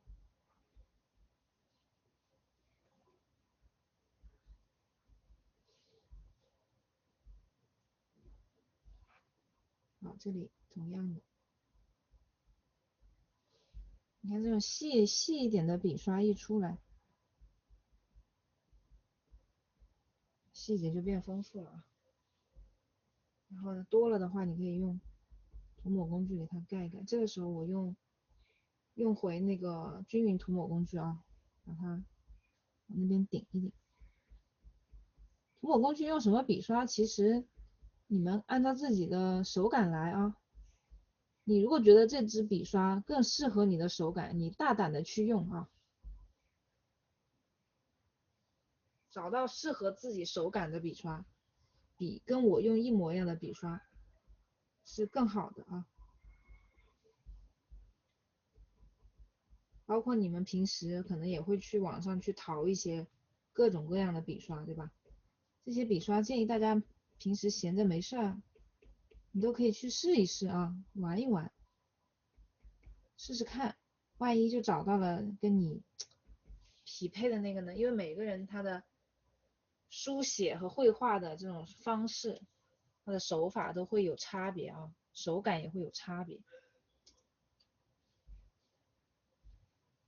啊，这里也是啊，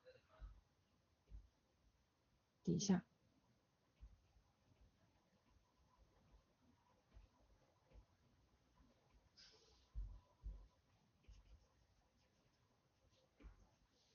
好，接下来我要给大家演示一下，如果你们还要细抠，有一种方案啊，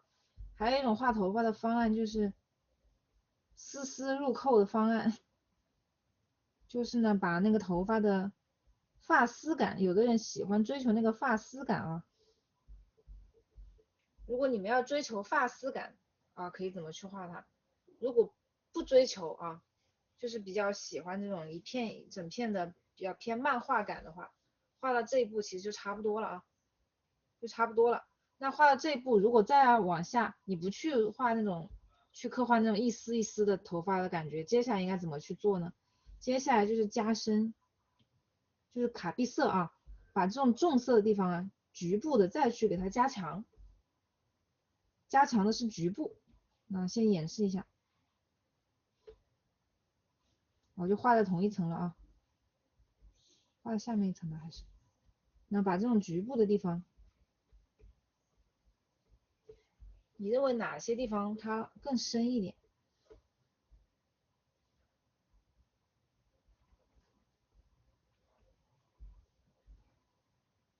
那哪些地方要深啊？比如说很明确的 A 压着 B，对吧？它那种遮挡关系、挤压关系，你就比如说把这个边缘啊给它卡一下。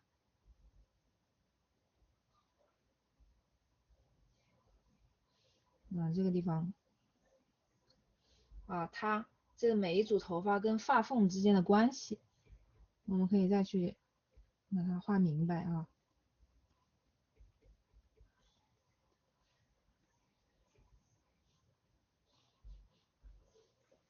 啊，包括这里啊，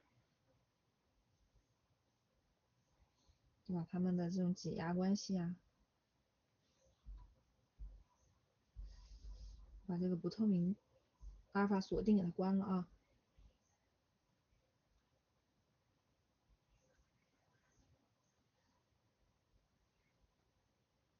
啊，有的地方你需要给它明确的交代一下啊，交代一下它们上下叠加的这种关系。那比如我们都可以看到它耳朵这里，对吧？有几个很明显的闭塞，那这种地方你把它画清楚了，比如说我画到上面这层啊，就会显得层次比较丰富。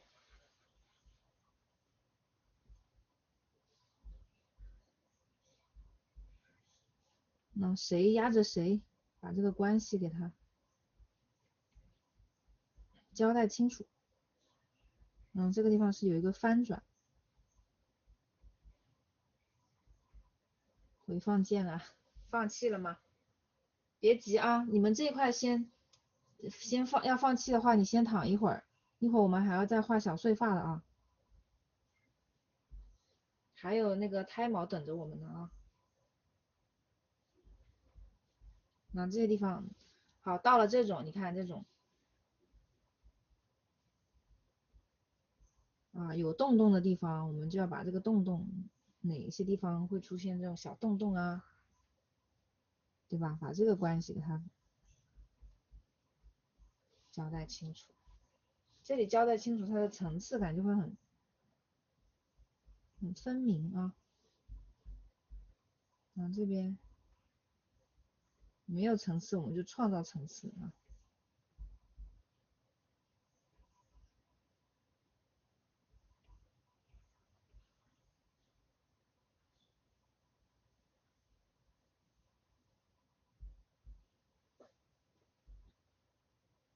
然后边缘，你看这个头发的边缘啊，此时我们可以开始加入一些这种小的发丝了，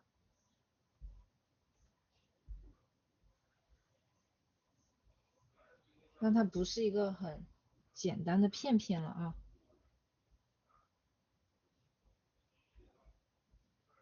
那加入这种小发丝的时候，也尽量避免那种太多的交叉啊。每一根画的时候都不要太，就是不要太潇洒，稍微控制一下，带点控制感啊。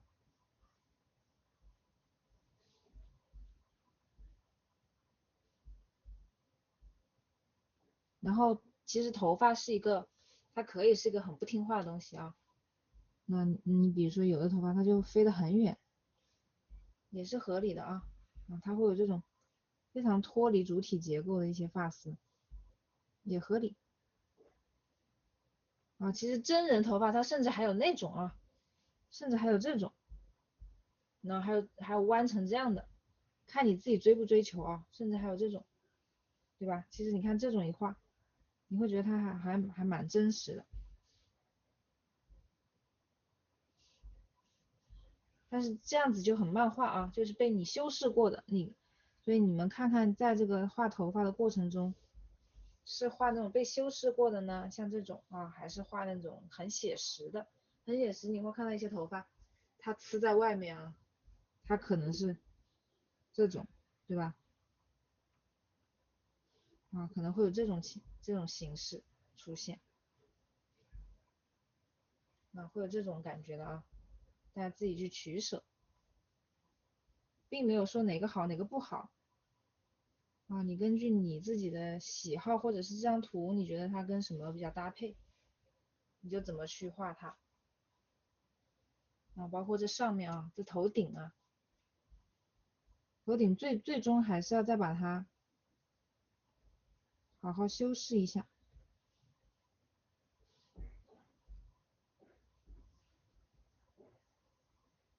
最外围还是要给它一些稍微纤细一点的发丝。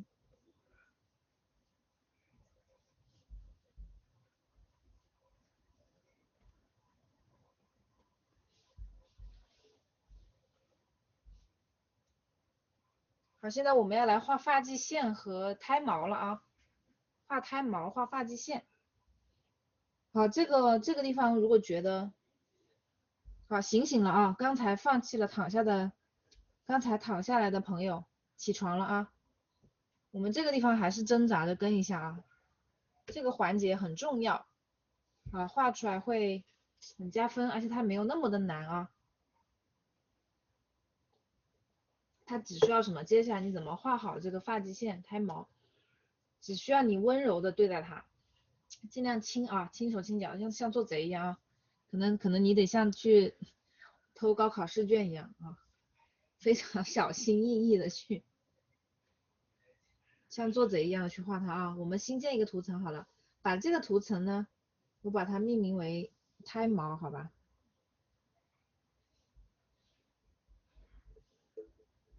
好，把它放到头发层的下方，放到头发层的下方，用我们的细节刻画笔刷啊，用细节刻画笔刷。这个时候我可能需要把这个原来的草稿层打开一下，来提示一下我们啊。你看原来它这个胎毛刘海应该怎么长啊？我们不是在草稿画过吗？画过草稿啊，提示一下，把它开的若隐若现一点。好，接下来呢，我们要用一个稍微不要那么重的颜色啊，我们就吸这个画面里面中度的颜色。然后它，你看它贴近皮肤，它更加的薄啊，更加的薄透，它的颜色会偏饱和一点，会更有点接近肤色。所以我们把这个颜色，我会让它饱和度稍微高一点，我往右上方走一走啊，让它这个棕的感觉更明显。来，就用这个笔刷，还是啊，先粗后细，先大后小。我们可以先用个稍微略粗一点的，然后观察这个画面里面有没有比较整簇一点的这个头发。你比如说从这里下来的一撮，轻轻的啊，越轻越好。然后这个时候不要让它毛出去啊，不要让它毛边，可以稍微大一点点。我把这个底图啊，把这个底的不透明度再关小一点，我只要自己刚刚能看清就行了啊，否则还是会有干扰。轻轻的画它啊，就像第一次摸女朋友的脸那样，小心翼翼的啊。你看这样子一根头发画出来，它会有的地方你更轻更细一点，对吧？有的地方像这个地方拐弯的地方，我比较喜欢在拐弯的地方啊加粗一点。你反复稍微多来几遍，它就会有稍微粗一点点，这个粗细变化就出来了啊。好，再给它在发根的地方啊，在脸的边缘加入一些大部队，就跟画睫毛和画眉毛的思路其实是一样啊，在贴近脸部边缘的地方，然后你给它多画一些这种分叉，这个地方你完全不用去画那种交叉啊，没有必要把它画的那么凌乱，可以多来一点这种小分叉。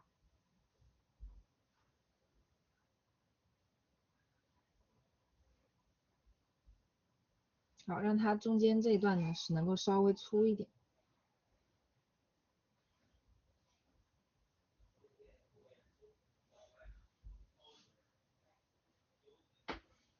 妹妹越来越美丽了啊！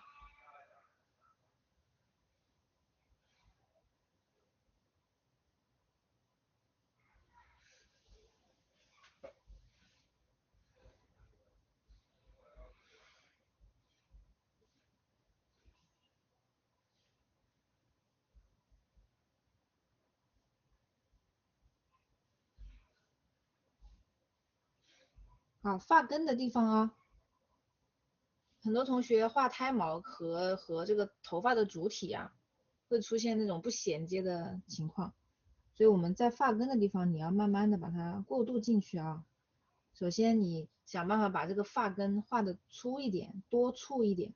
然后呢，不要让它和那个头发的主体中间留缝啊，让它融进去，让它融进去。那甚至你还可以让它从这里面长出来，对吧？你甚至还可以让它一直伸到这个发缝的旁边，头颅的这个旁边。好，这边一样的啊，跟这一撮已经画好的，我们去做一些衔接。你看这里它有一些反方向，我们把这种反方向画出来，它这里就会显得层次比较丰富了啊。因为底下这层我们还可以修改，它先是单独一层。那这个地方之前建议大家就是留了一个小山羊秃啊，如果这里你不明显的话，可以到这一层用这个涂抹工具啊，你看把这个底色肉色啊给它预留出来也可以啊，这个时候再去画它。它这里是有一丢丢卷翻转啊，各种卷曲的痕迹的。它可能还有一些啊是往这个上面走的啊。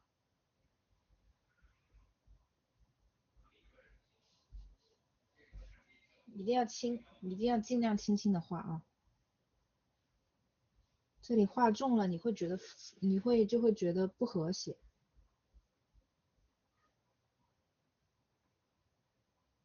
好，这边还会有一些小的碎的头发过来，不要全部画满了啊，因为还更细的头发我们要换笔刷，换粗细去画它的。好，这一撮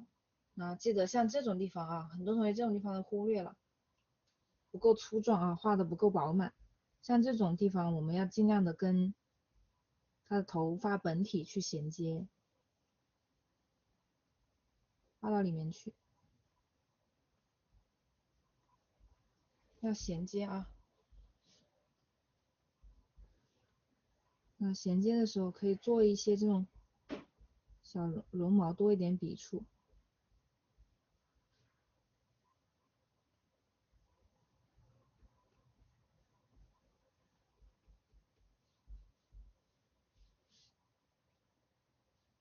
好，这里同样的啊，这边用同样的方法，你先观察它有没有哪一些几根比较粗一点，比如说像它这一根，确定了它的大的走势的，细细的啊，轻轻的画，轻轻的画啊。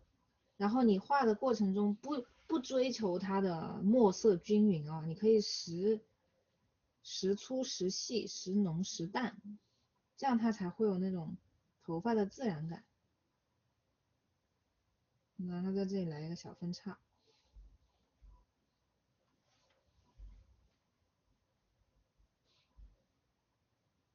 好，这里细一点，到这边呢，挂到眼睛脸这里，可以稍微粗一点。仙女就是这样练成的啊，她们的头发丝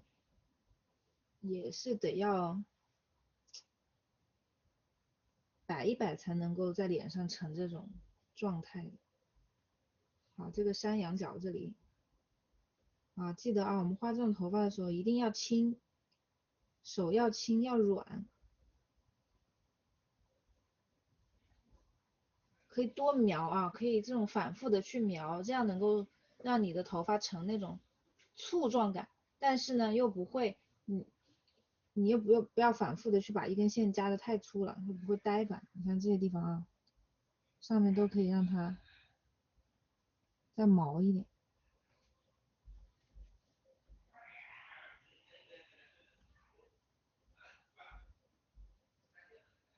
啊，这里跟发际线啊，发际线去画一些这种，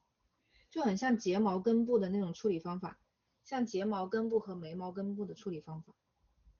把它这种丝状的感觉给它画出来。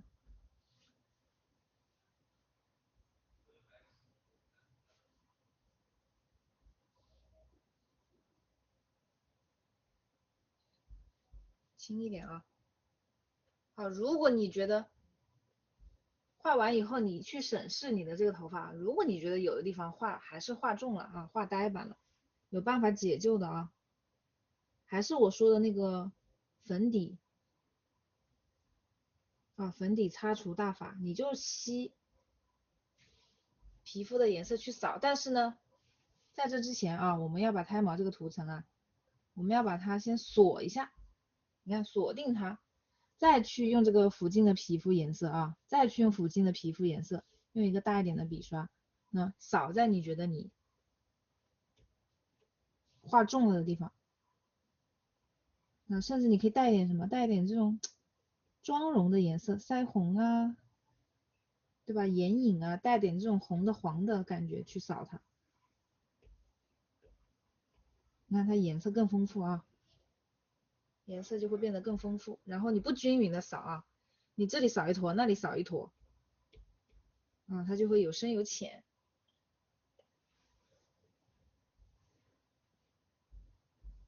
好，继续啊，继续画啊，这些地方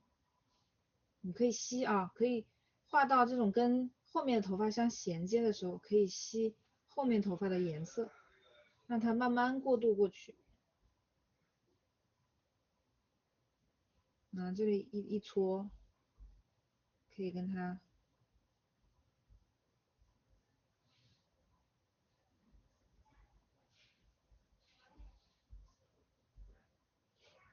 这边一搓可以重一点啊，跟它连起来。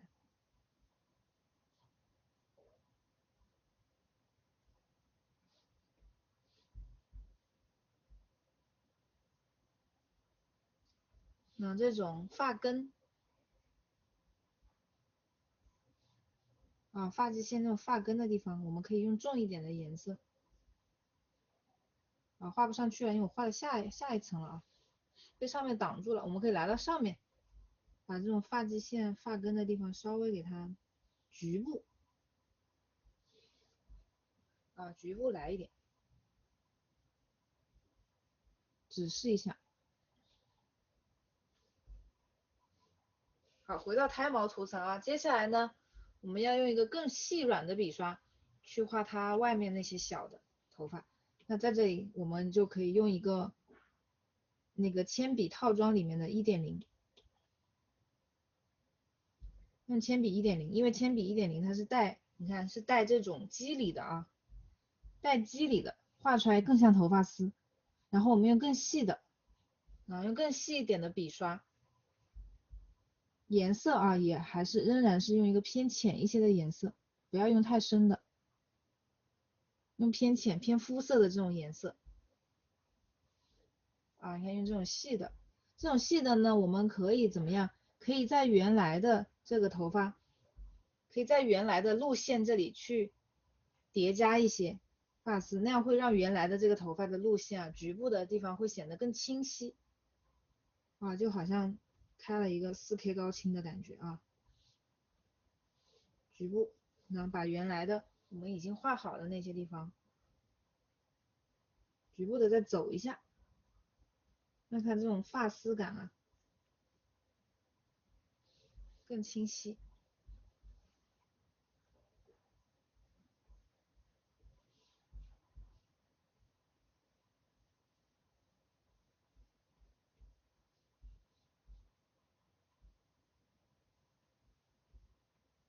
好，除了原来的头发啊，头发丝，我们还可以在新的啊画上一些节外生枝的东西啊，那画上一些这种特别细的、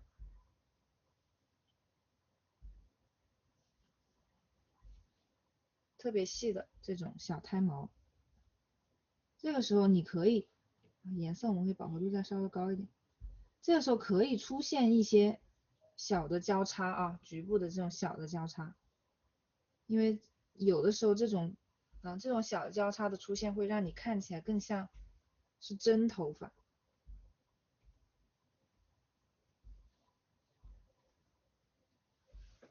啊，包括他眼睛这边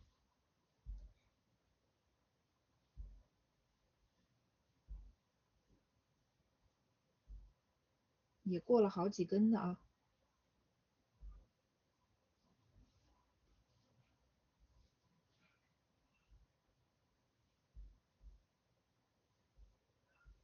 那这里会有一些碎的，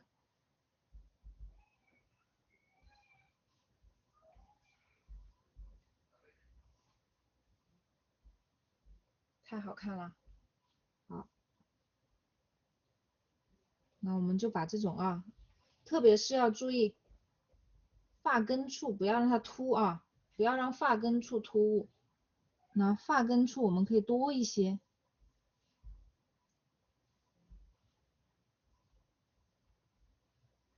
然后你们会发现有一些人的那个胎毛它有点自来卷，对吧？那种自来卷的胎毛都特别好看啊，所以我们可以在这个发际线的根部啊，就画一点这种卷卷的小毛毛，画出这种混血感啊，卷卷的。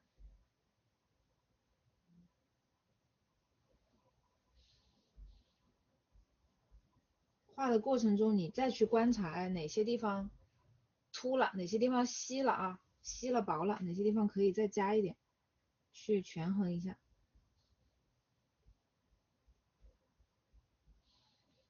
但是一定要记得啊，全程我们的手都要够轻。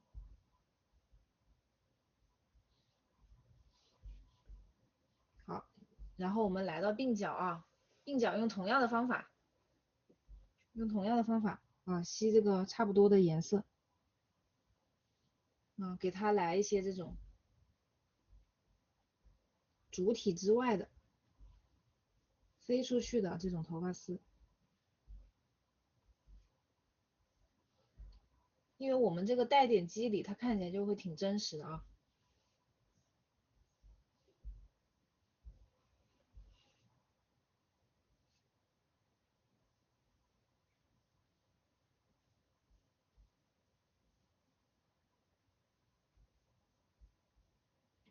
如果你觉得被上面这层头发盖住了，我们也可以跑到上面这层去优化它。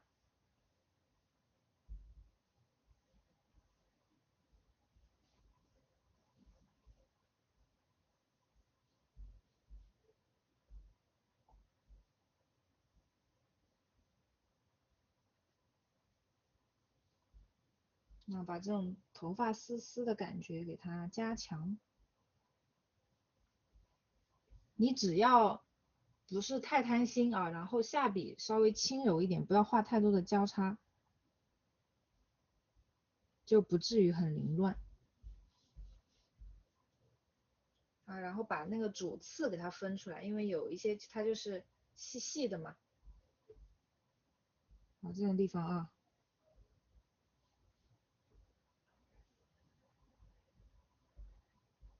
这种地方，如果它这里都有那么细的，这两边没有，可能不够合理啊。来合理化一下这边的鬓角的这个发丝，但是头顶就不需要了。我们其实只是还是着重刻画它五官周围的这个。好，这个头发可以加粗一点啊。那把胎毛这些地方，我们再去强调一下某一些胎毛的这个部分，可以再稍微加重一点，让它的这个轻重啊更明显啊。你看，比如说它这里有那种集合了啊，一簇头发都集合在这一小块的感觉。啊，局部这些地方给它加重一点，比如它这个地方，第一个小弧度这里也可以稍微重一点。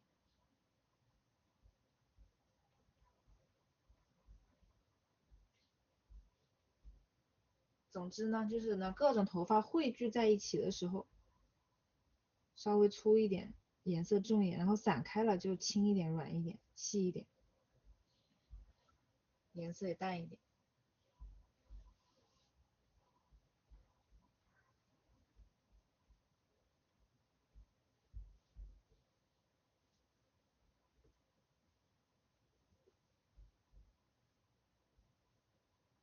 啊，一定要注意跟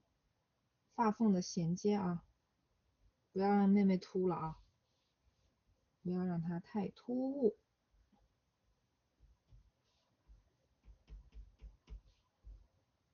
那鬓角那种毛流感，就像画眉毛一样，要有那种根根分明的感角。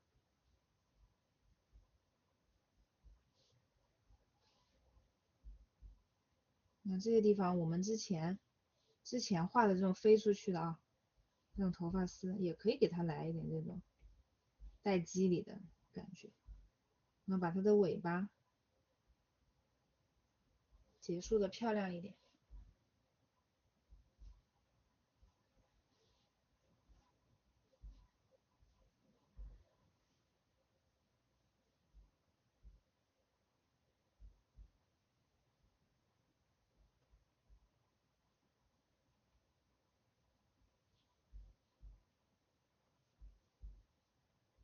我们画头发丝，总之啊，你如果把握住这样一个概念，就是你让这个头发丝不是那种单纯的一根一根，对吧？你在某一些局部给它做一些那种加粗或者是加入分支的这个动作，它看起来就不会那么的随便了，有一些设计感啊。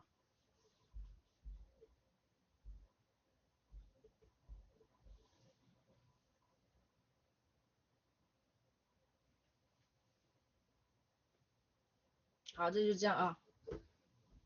接下来再给大家演示一个，我快速的演示一个极限操作啊，快速演示一个极限操作，就是还有同学想要追求那种一丝一丝的感觉啊，那这个时候新建一个图层，你可以用铅笔1.0，甚至可以用铅笔2.0，就有点像画素描了。你可以在头发的最上层再铺上一层那种调子啊，像那种排线啊调子的感觉啊，用一个稍微颜色重一点的笔刷，你甚至可以加入一丢丢蓝色的感觉啊，用这种深蓝色，然后深的这种灰蓝色，用这种笔刷。深灰蓝颜色在这啊，我把色盘给它调出来。这个时候可以用稍微粗一点啊，你就再铺一遍，再走一遍这个头发的肌理。这个就是属于更细致的一个操作，这一步不一定非得有啊，这一步不是非得有，但是如果你们想要尝试的同学啊，可以试一试。那在这个过程中，你可以进一步的去刻画这个头发的走势啊，去交代清楚它的纹理啊，顺便在这种大面积的头发上面刻画出那种发丝感，3000烦恼丝啊，发丝感可以这样去刻画。我就画这一小片啊，其他的重复性的这种机械性的工作，如果我下课之后有精力把它画完，我会把成品给你们看。如果我也不想画完，你们就根据这一小片去举一反三。就最后再走一遍啊，你看把这个关了再打开看看效果。这个就属于一个更细致的操作了。如果你们对自己有这个追求的话啊，想把头发卷到这个程度，也可以试试看。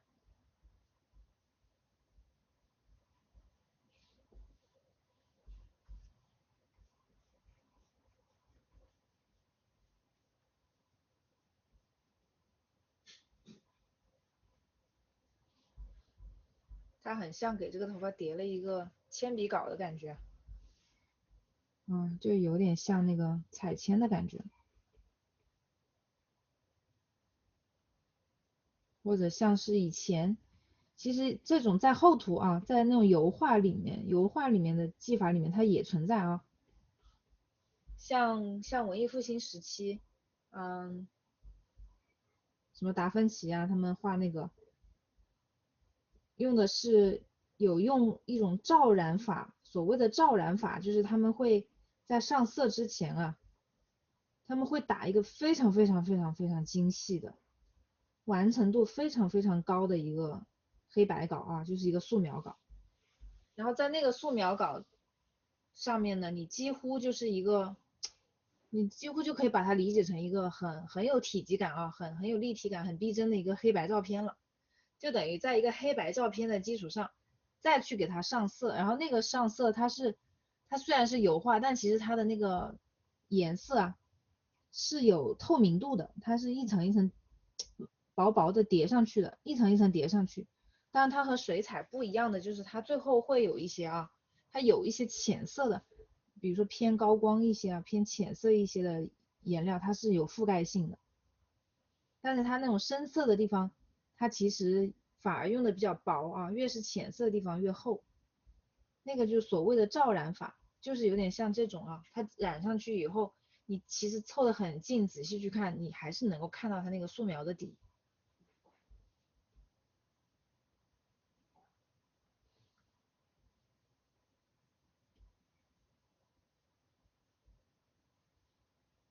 这个是，这等于又是加了一种这是等于是加了一种解决方案。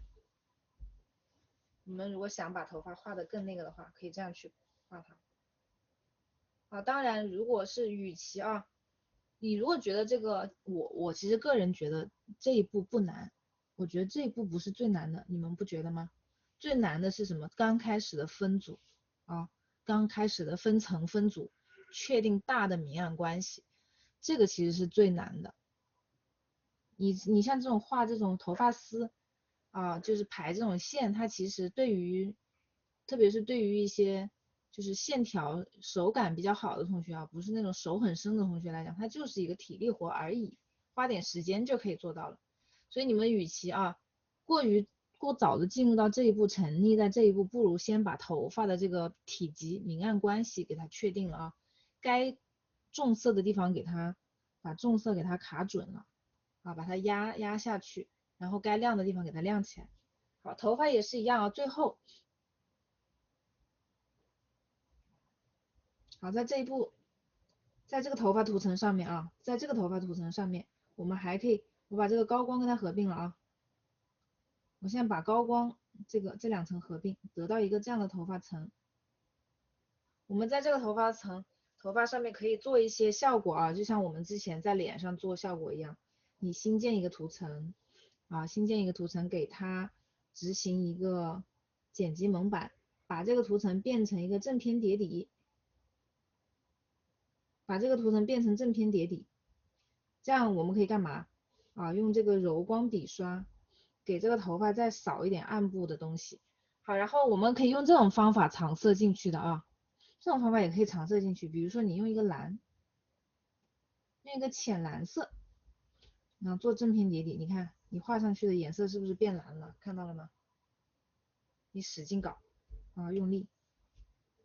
用这种方法也可以藏色也可以藏色，我们就在它的暗部藏一点蓝，然后我们把它的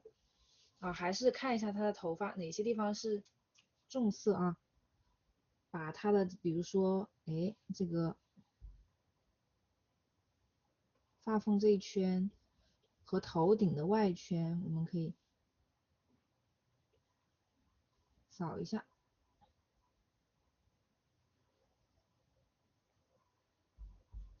好，包括这个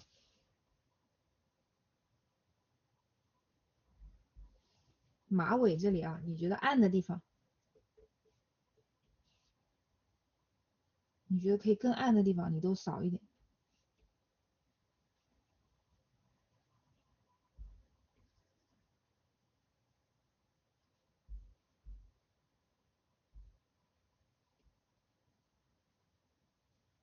扫点颜色进去。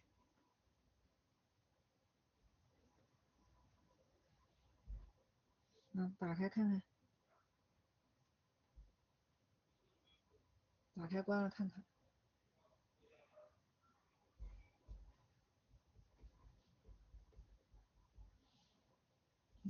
这一圈你可以让它暗一点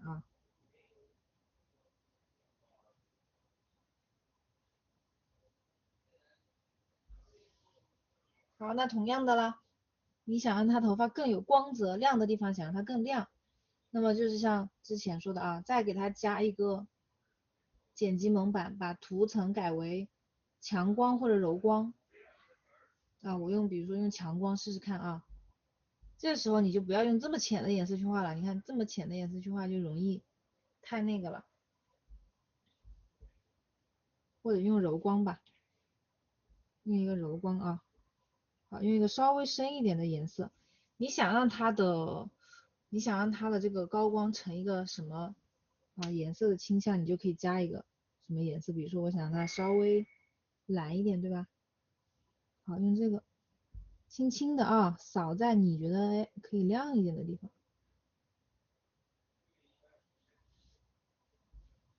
方这边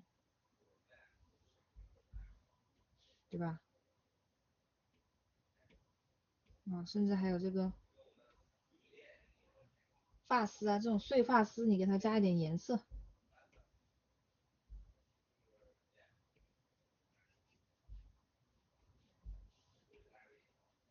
加了以后别忘了啊，你想让它更柔和一点，我们执行一个高斯模糊。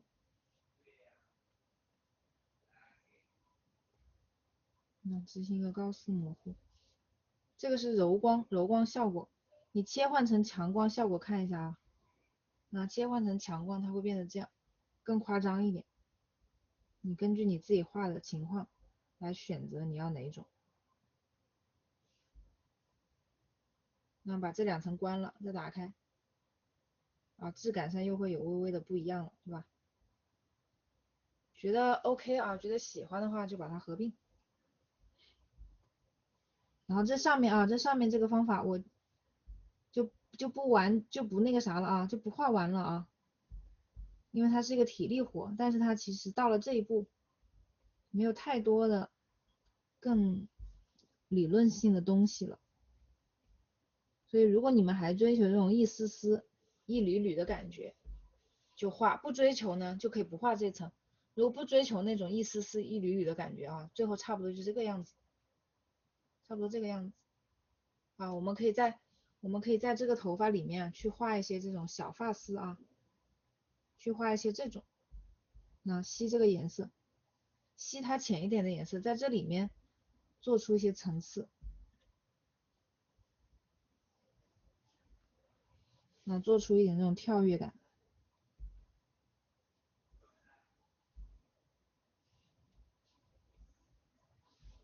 那与其那样过早的去排线，我们不如把这个东西给它画的更有趣一点，对吧？这里面还可以增加这种发丝感啊。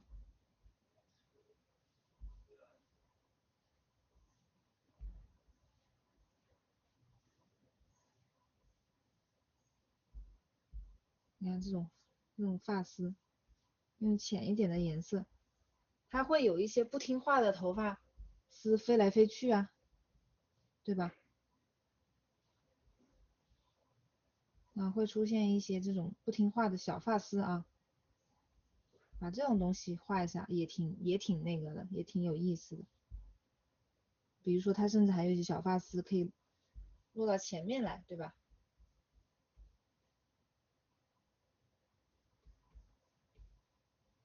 啊，就是打破这种长的这种黑色线条的沉闷感，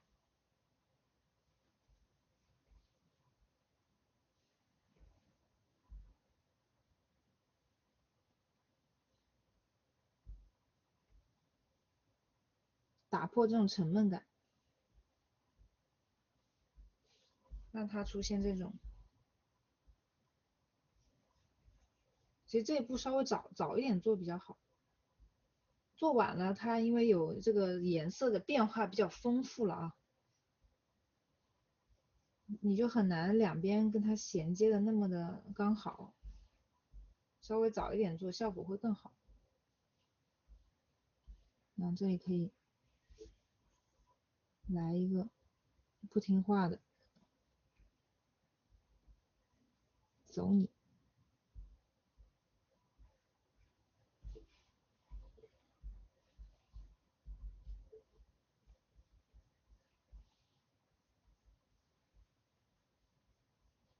这样就会比较逼真啊，就会层次更加的灵动一些。然后我们可以在这些地方啊，然后在这些地方多做功夫，把这个头发的这种层次感啊，它的这个穿插关系啊，用一些更细、更肯定的小的笔刷去给它做出来，最后再去上那个上那个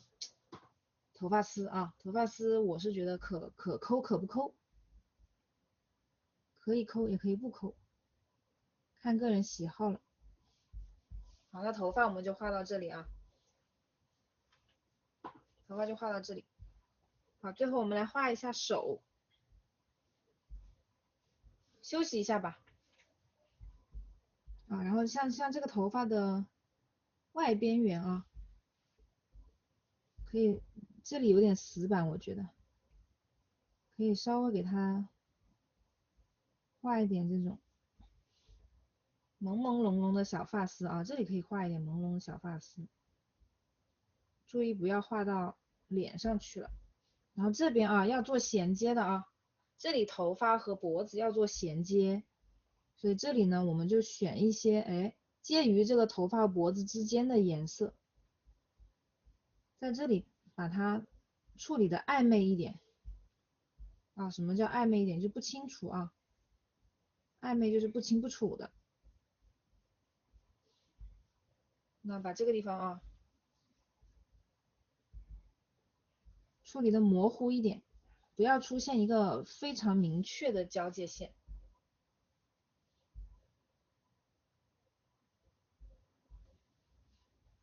你甚至还有一些小的头发丝啊，可以这样子划过来，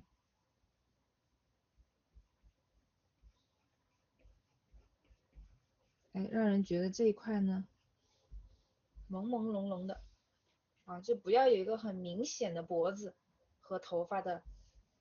很锋利的分界线。好，在这里就是反复的利用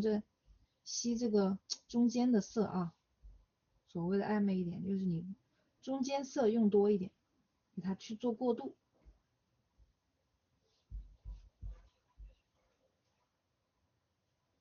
啊。你包括这种地方啊，你可以给它安排这种不听话的小发丝。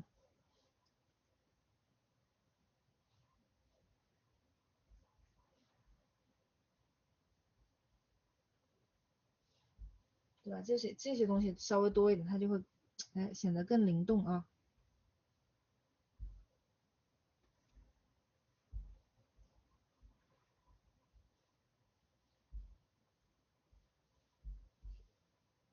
这个大家后面再去慢慢的去找感觉啊，慢慢的去把它细化了。然后这个头发的边缘啊，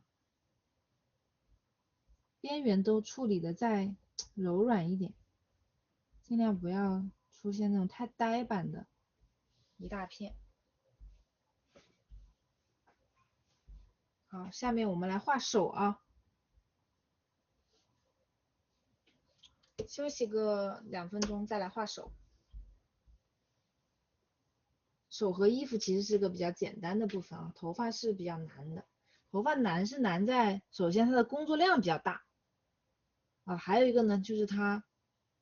呈现的形态比较不好把握啊。你如果想要画出一个灵动的形态啊，丰富的形态，你可能需要一直啊，你在这个过程中偷不得懒，一直要保持清醒，一直要保持一个不停的去判断，不停的去设计，不停的去修正，不停的去调整啊。画头发它其实你的大脑其实是一直处于一个在计算的过程中。它会稍微心累一点啊，反而到了后面我说的这个环节啊，加这种头发丝的环节，到了这个环节，如果你要做的话，到这个环节反而轻松了。好像我画那个古风啊，像我画这个，比如说金陵十二钗这个系列的时候，其实我画的这个环节是最轻松的。你看这个头发丝，它长这样啊。这个在外行，就是在外行人看起来会觉得好难啊，你好有耐心啊，你画这么多啊，细细碎碎的画这么多的这种线条，感觉这个好像很有含量。其实这个对我来说啊，或者是画画比较那个有经验的同学来说，你们会发现它其实并不难，它已经是一个到这个阶段已经是一个体力活了。只需要铺点时间，花点耐心就可以了。难的还是前面啊，还是前期的工作。好，休息一下啊。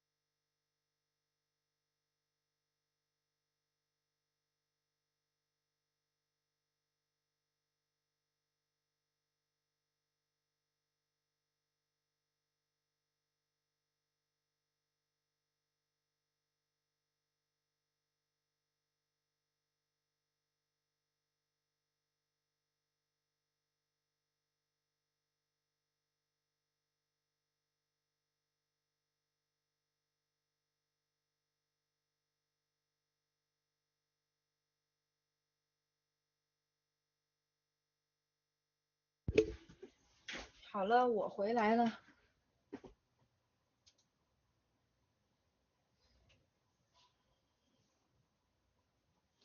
好，有同学问，抬头或者低头的角度是按正常比例先画头部，根据实际情况调整3庭比例，还是在画靶子的时候就先确定？我的建议是，靶子还是就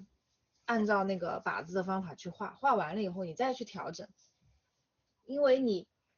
就算画一个证件照，你画完以后你也要根据这个人的长相，对吧？就是你打完这个辅助线以后，你还是要根据人的长相去调整的，所以调整它是一个一定会有的步骤啊，所以就是我的建议就是调整的过程就给它统一放在靶子结束以后啊，就是不是靶子结束，就是以靶子为标准，画好框架之后再统一去调整。你那个时候再去，耳朵要高一点低一点啊，对吧？然后中庭下庭的长度长短你再去调整一下，你自己能够比较直观，五官的位置确定好了之后，你再去调整比较直观。有的时候眼睛画大啦，画小啦，对吧？鼻子高了一点，低了一点，嘴巴大一点，小一点，高一点，低一点，下巴长一点，短一点，这种东西啊，你都可以通过定好位了以后，通过你的实际情况再去调整。所以所有的起形靶子你就正常画，一开始三庭五眼的比例你就正常找，这样你不需要再多一个额外的计算过程啊。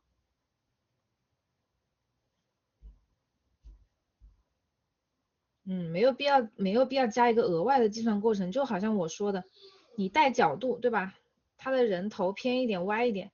你没有必要一开始就把那个角度计算进去，所以一样的，你没有必要一开始他低头抬头也是角度啊，这个角度不要一开始就带进去。就是尽量的在同一个阶段，你的 CPU 只关注一件事情，这样子会更准确，效率更高。然后画好了，你靶子画完了，对吧？眉毛的位置眉毛的形状也画好了，眼睛那个平行四边形也画好了，甚至它的大框架已经出来了啊，你看得出来这个人长什么样子了，你再根据你的需求去调整。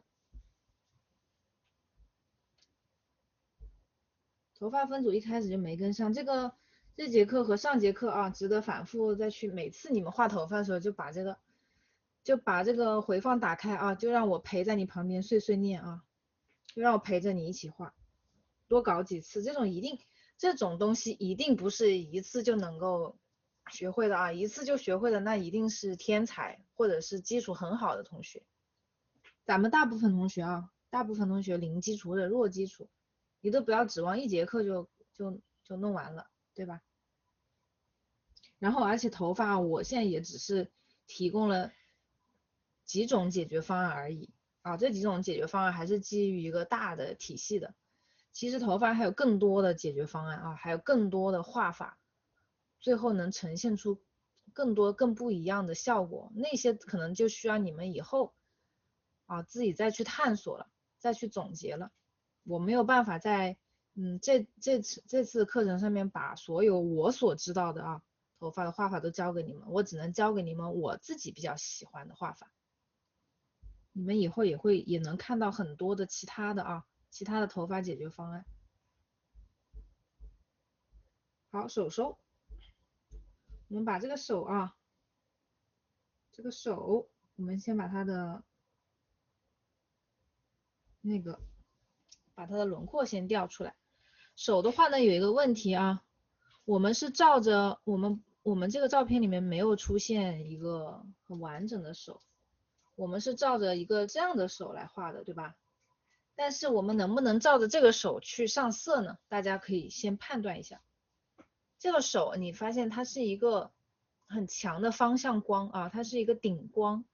它是在一个很强的那种顶光，然后偏逆光啊，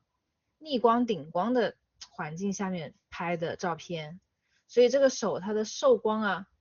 它的光影比较强。那么这个时候你就要考虑，这个手的光影如果照它画，会不会出现和这个画面出现一种违和感，对吧？如果是这样的话，我们就不能够就不太能够按照原来的那个去画手。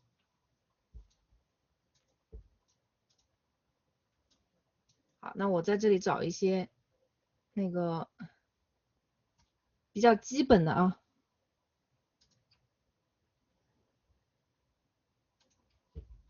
那这个时候呢，一般来说我自己画手啊，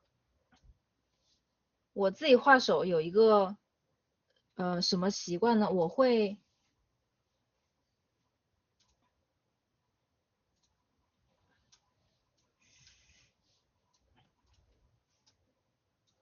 拍我自己的手的照片啊，根据我所需要的这个光照的环境去拍我自己的手的照片，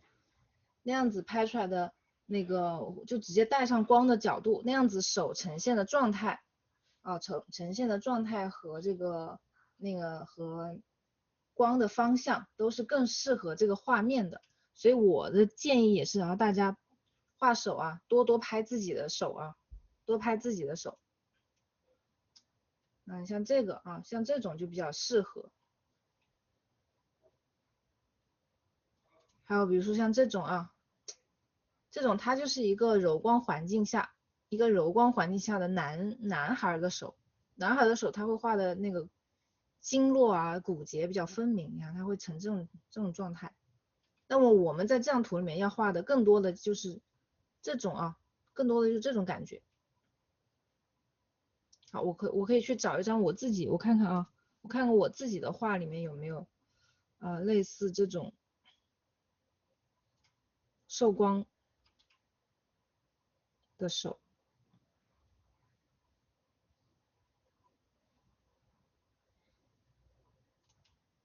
好，比如说这种，对吧？这个手就比较像，那它就是一个比较常规的一个正面光、柔光。还有这个，这个也挺像的啊。那这个手的形状和它也蛮像的。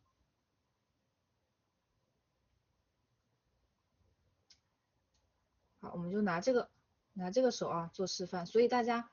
你们会发现啊，画照片啊，它会有陷阱啊，会存在一些陷阱的啊。陷阱就是你如果东拼西凑出来的，它有可能它的光啊不是一个体系啊，它的色温呐、它的那个光照啊都不一定是一个体系的，你不一定能够画好它。好，那我们现在来这个手呢，其实有非常简单的公式。首先就是一个万能公式啊，万能的画手的公式就是在二次元里面通用的，二次元里面最通用的方法就是关节和指尖是红色的啊，我们把关节和指尖涂红。那这个红我们可以到画面里面，比如说它的鼻头啊，对吧？腮红啊，各种啊，腮红、鼻头或者是嘴唇的旁边，这种去吸一个你觉得好看的这种粉嫩嫩的颜色。好，我们用铺色小牛啊，大面积上色用铺色小牛，小面积抠细节，我们再去用那个细节刻画。然后把它轻轻的扫在指尖，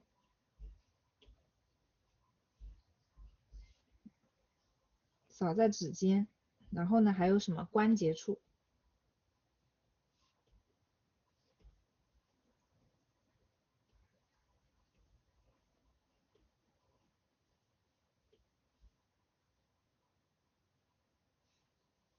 好，我们还是把这张照片也给它找出来啊，观察一下这个手的关节在哪里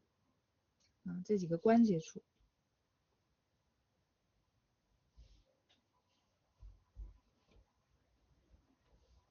好，还有哪个地方算是关节呢？这个腕关节啊，腕关节也是关节，腕关节扫一个红红的感觉。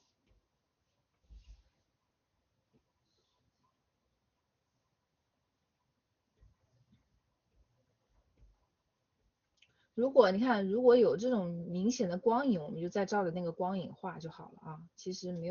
没有那么的难。好，这就是一个万能的公式啊，先把这个红红的给它画上。然后呢，我们把这个手的体积感，因为它的正常来说它的光还是上面强一点，所以每根手指下面会颜色会深一点。好，我们就比如说可以吸脖子啊，对吧？胸锁乳突肌的这个颜色啊，或者是脸颊两边的颜色，吸这个两边的颜色，画在这个手指的每根手指的下半部分。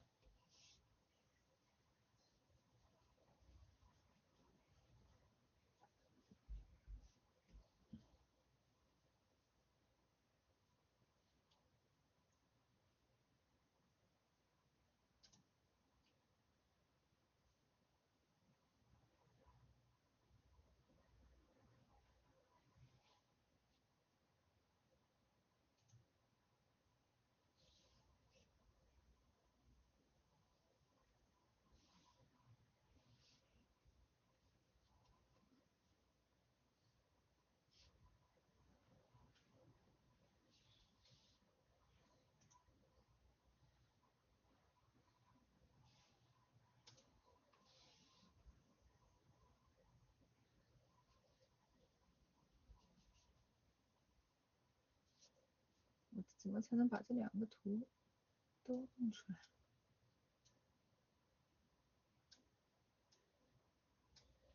这个图它其实也可以参考啊，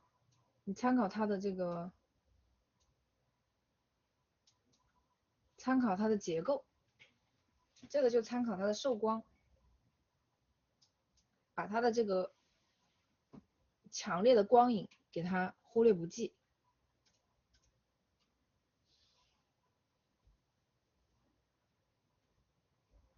好，然后这个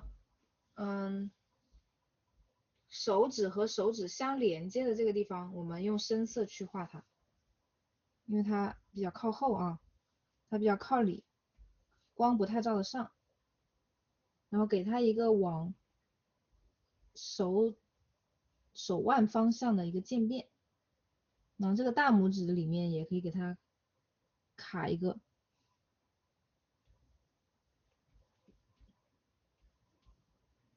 把它卡出来。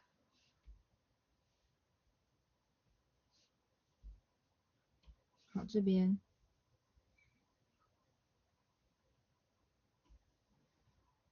给它一个暗部的颜色啊。你看，其实这个手啊，我在第一步啊，就填色的时候，这里还有很多东西都没有，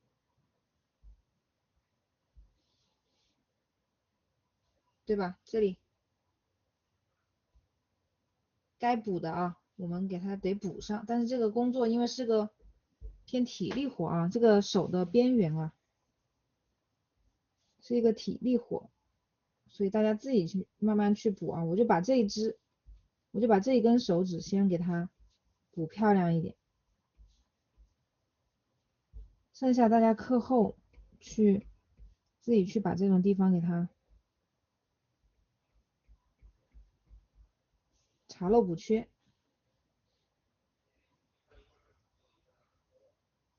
因为它比较费时啊，这种精雕细琢的地方它比较费时间，但是呢又没有太多的技术含量，所以这种步骤尽量我就在课堂上就省略了。其实我直播的时候，经常你们会发现会在这种地方花挺多时间的，一旦开始抠细节啊，时间会花的比较多。直播的话没有时间限制，我可能就是有的时候就沉浸在那个抠细节里面的这个过程中了。但是上课的话，我还是要把握一下这个大的节奏的。好，我就把这两根手指啊，把中间这两根手指给它修的那个一点，完美一点，其他的地方就可能就有一些小缺口了，就不补了。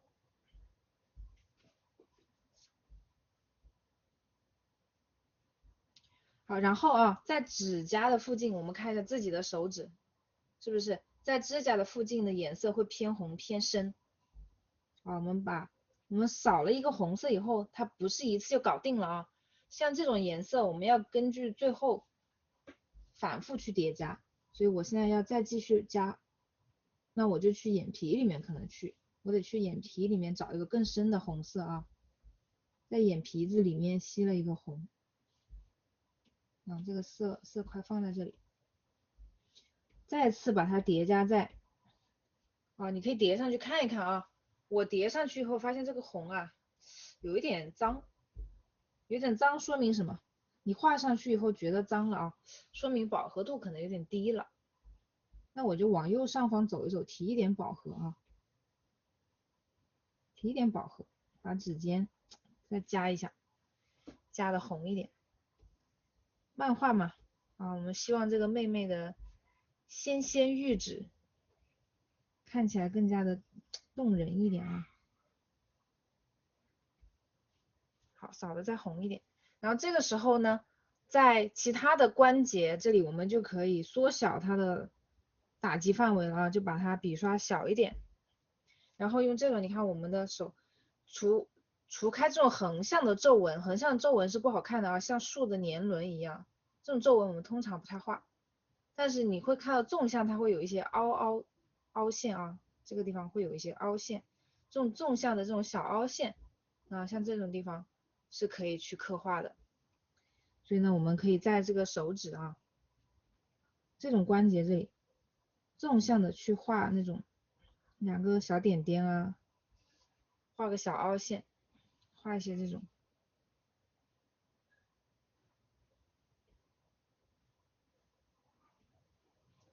我们保证在指甲盖的边缘啊，涂上这个红。然后呢，在这个关节处画上这种小点点，这个点不要点的太刻意了啊，你也可以把2个点连成一小片啊，或者是让它和旁边的这个，让它和旁边这个阴影处给它连成一条线也可以。好，然后我们在这几个大的关节骨头这里，画出下方的这个筋的阴影。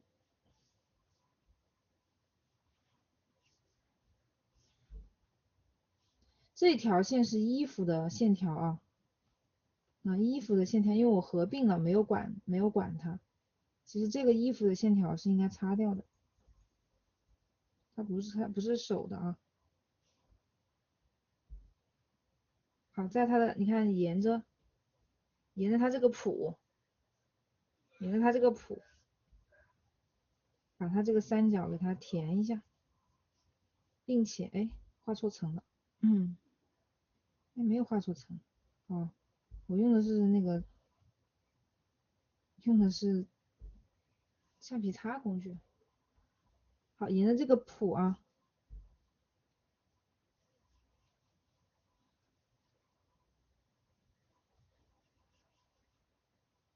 往这个手腕的方向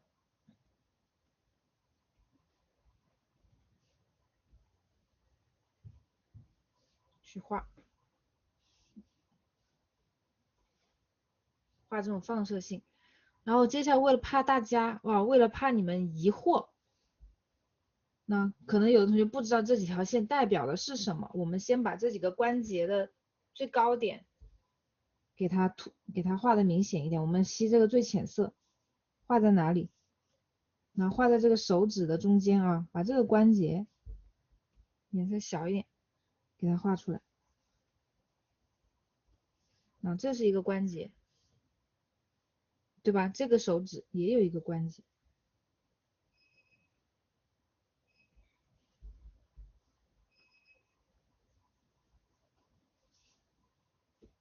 这种关节你画出来了之后，你就知道这个高的点的两边，我们用这种暗部去给它铺一铺，就知道哪里高哪里低了，对吧？这关节也是。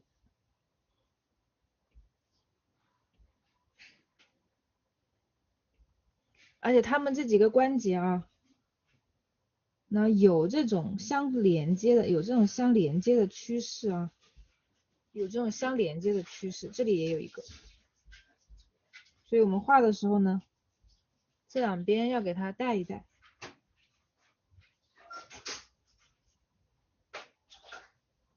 这两边不要画的太锋利了啊，往这边带一带，我这里，你可以看到我这两只手啊，你看它们虽然形状很像啊，虽然它的姿势很像，但其实它受光是完全不一样的。你看这个手，它的受光面在手背受光比较多，手指受光比较的少。这个手是相反的啊，这个 YSL 这个手是这个面受光比较多，然后手背的受光比较少一点。那我们这张图啊，我们这张图你可以分析一下，它是一个正面光，其实两个受光差不多，但是我们眼神光就往左边稍微偏了一点点啊，眼神光是往左边偏一点点的，所以我们可以让它靠左的这个面，也就是说让它手背这个面稍微亮一点，所以其实我们可以更加的参照啊，可以更加参照这个来画它的光影，然后我们把这个很强的这个光给它去掉就好了。啊，分析就是这么分析的啊，逻辑就是这么个逻辑。好，然后呢，把这边的阴影的地方啊，沿着你看，沿着它的这个关节的形状往上带，往上带一带。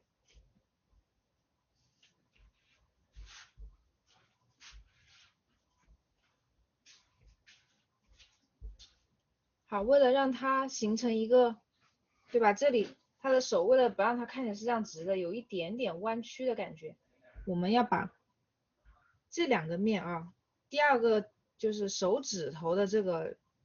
指节，这几个指节的这个面和手背的这个面稍微区分开来。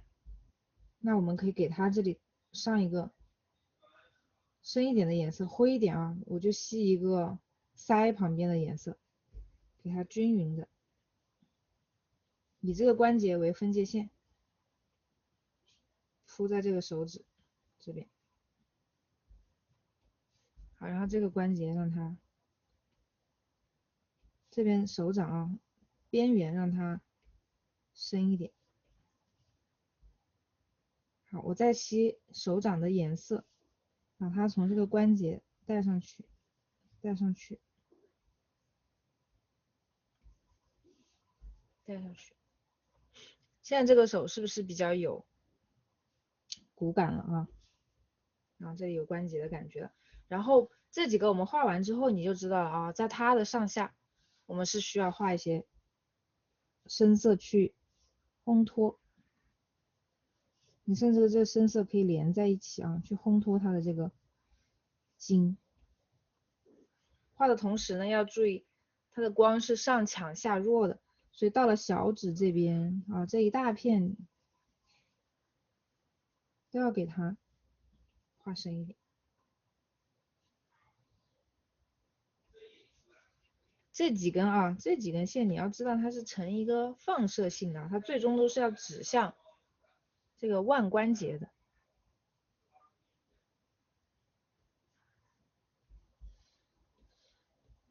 好，你看关节的两边，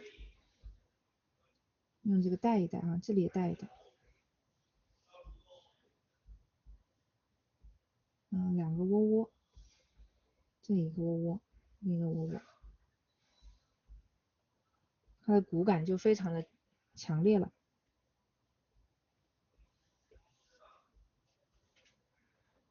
啊，它不仅骨感很强烈，然后这样子画还会有那种很强的绘画感啊，不会把手这样不会把手画的过于的油腻。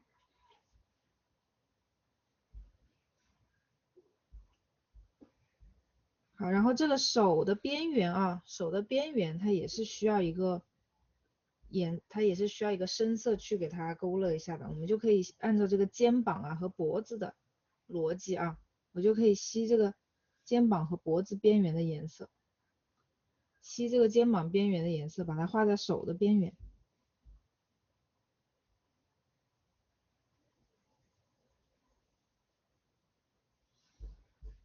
画在手的边缘，这边也是啊。下边缘我们要画的更多一点，因为下面的受光更弱啊，整个小指我们都可以让它颜色深一点。好像这个边缘的啊，边缘的这个思路，我现在切换成细节刻画笔刷了啊。把这个边缘的思路一直贯彻到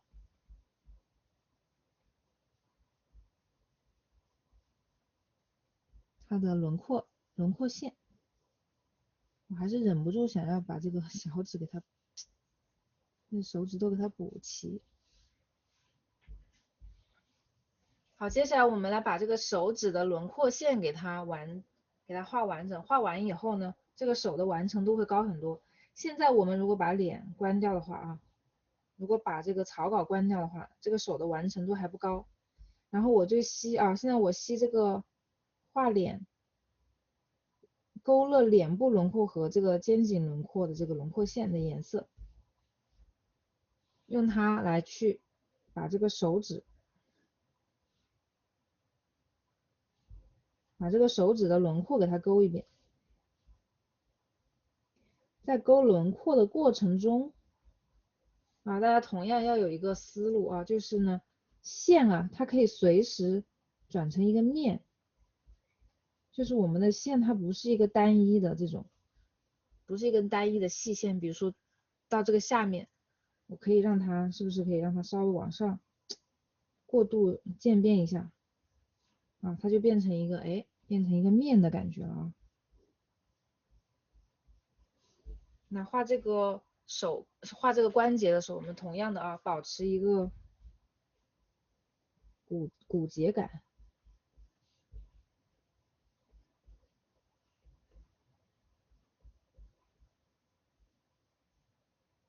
好，让它慢慢的，我们可以用一个比它饱和度高一点的颜色，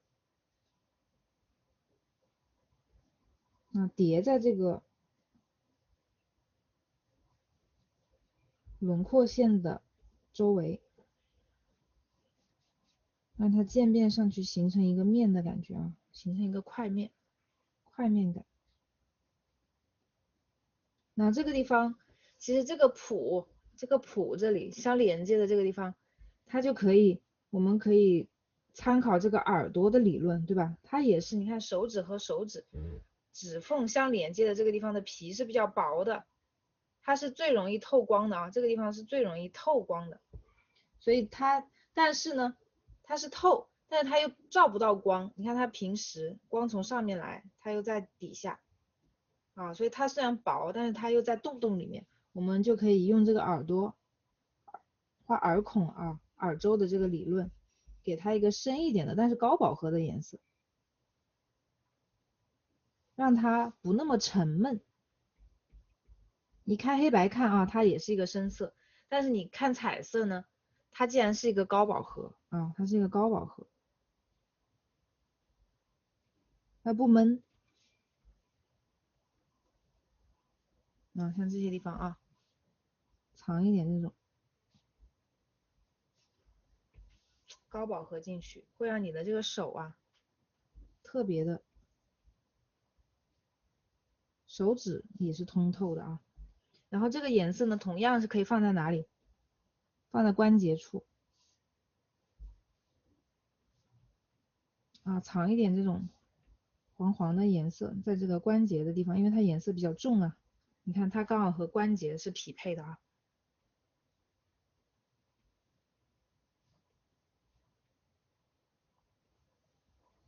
那把它藏在，加深一点啊，压深一点，把它藏在这个手指的下半个轮廓下边缘，那跟这里相衔接，因为这边暗，藏在下边缘。好，还吸回原来的这个轮廓线啊，我就把这两根手指再给它勾一下，上边缘我们可以稍微细一点，这个轮廓线啊，可以让它稍微细一点。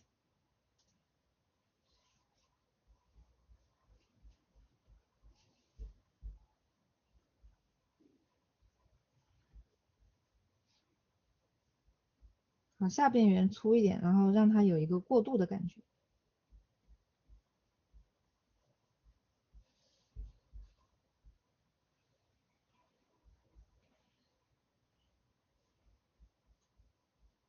这里你看手和手挤压了，对吧？挤压的地方我们就用这个高饱和一点的颜色去画它，就不会那么沉闷。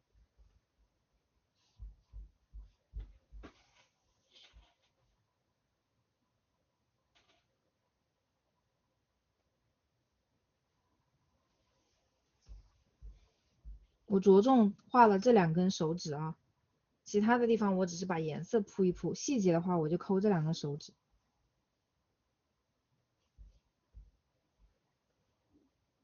然后轮廓啊，轮廓线可以多画几遍，轮廓一画上去，这个手的完成度就立马变高了。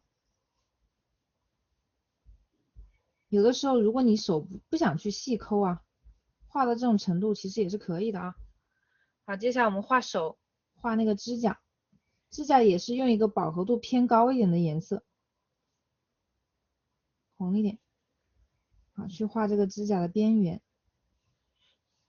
如果我们要上色的话啊，我们就得把这个指甲的边缘画完整。大家注意这个指甲的长度啊，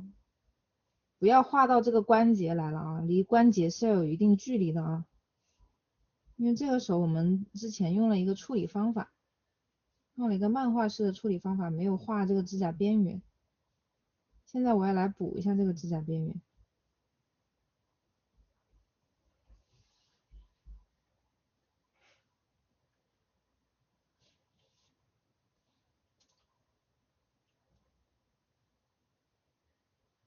我们观察一下这个指甲边缘的颜色是会比它的其他的地方要深一些的啊。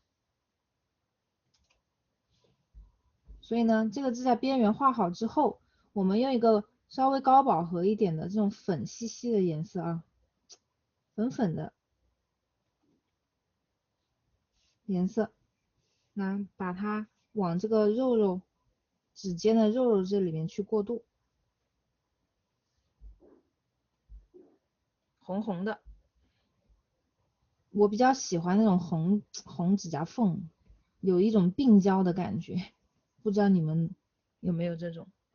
和我一样的感受啊？我觉得这种红红的指甲缝啊，我也不知道为什么会有一种给我一种病娇的感觉。过渡过去啊，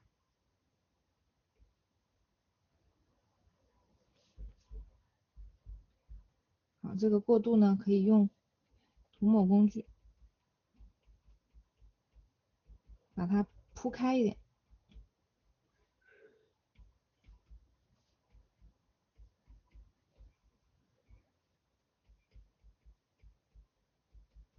其他的地方啊，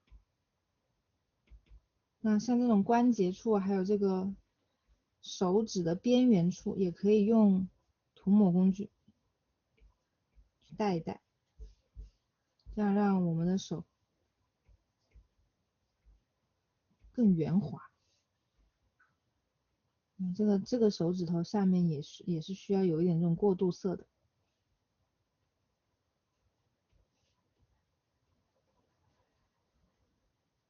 啊，所有的手的这个下半方向朝下的面啊，方向朝下的面，受光不那么充足的面，都给它一个暗一点的颜色。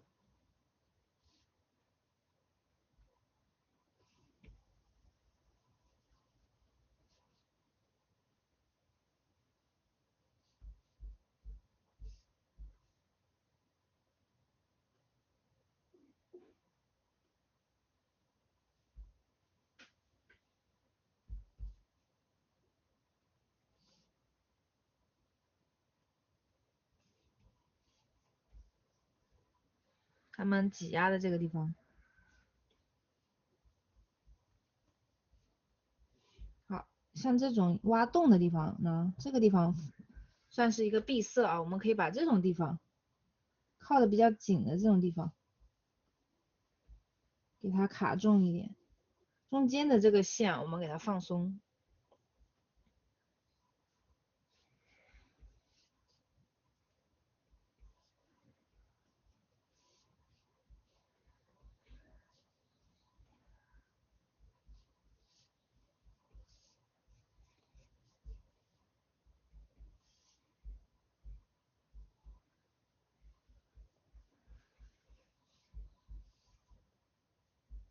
这样的这根手指基本上就画好了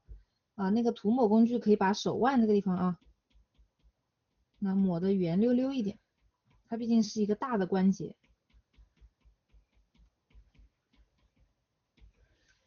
如果是想把这个手画的体积感更强，然后就是更平滑的感觉啊的同学，可以用我们比如说画肩膀啊、画锁骨的这种方式啊，你给它叠加一些正片叠底和比如说柔光的这个涂层啊，用正片叠底和柔光的方式，在它的明暗上面再做一点点这种小的加强啊，到后期。好，但我们还没完啊，我们在手指也要加入冷色啊，手是非常适合加冷色的地方啊，因为我们想一下，我们的手背上会有，你看有很多的静脉血管啊，所谓的青筋啊，静脉毛细血管啊，静脉血管，所以手是很适合啊，手的颜色，通常人的手的颜色，特别是手背的颜色，会比脸的颜色还要冷啊。我现在把这个手的涂层阿尔法锁定，然后呢，直接给它加一个冷色。怎么加啊？先吸色，你看，先吸，第一步吸色，确定明度。第二步呢，确定色相，用一个蓝色。第三步确定饱和度，我觉得现在这个饱和度还可以啊，稍微再饱和一丢丢，让它颜色显一点。然后用这个大面积啊，我们就用铺色小牛笔刷，你看把这个蓝啊大面积的刷在哪个地方？刷在不红的地方啊，关节之外的地方。关节我们是让它红一点嘛，那关节之外就让它冷一点喽。手背，你看手指的指背上啊，手指的指背来一点。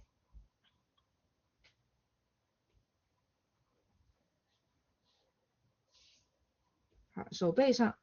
可以在这种凹陷处，这个时候我可以让它再稍微绿一点，因为我们的那个什么，我们的静脉血管是有点偏绿的，对吧？大面积的扫一点。好，如果大家啊，如果你是一个有点小恶趣味，也不说恶趣味啊，就是有点喜欢像我一样，我喜欢在眼睛里面画红血丝啊，我也比较喜欢在手上画那个青筋啊。如果你也是跟我一样有这种喜好的同学，我们可以画一点这种啊，画一点这种静脉血管，这个怎么画啊？来教你们这个怎么画。首先还是你看这个静脉血管，我有几个给你们看一下，我的画里面有几个是挺明显的。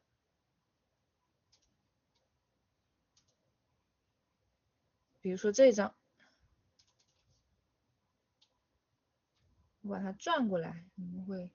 更好参考。你看这张我画了这种静脉血管啊，我把它转过来，跟我们这个角度就比较像。那这种静脉血管怎么画呢？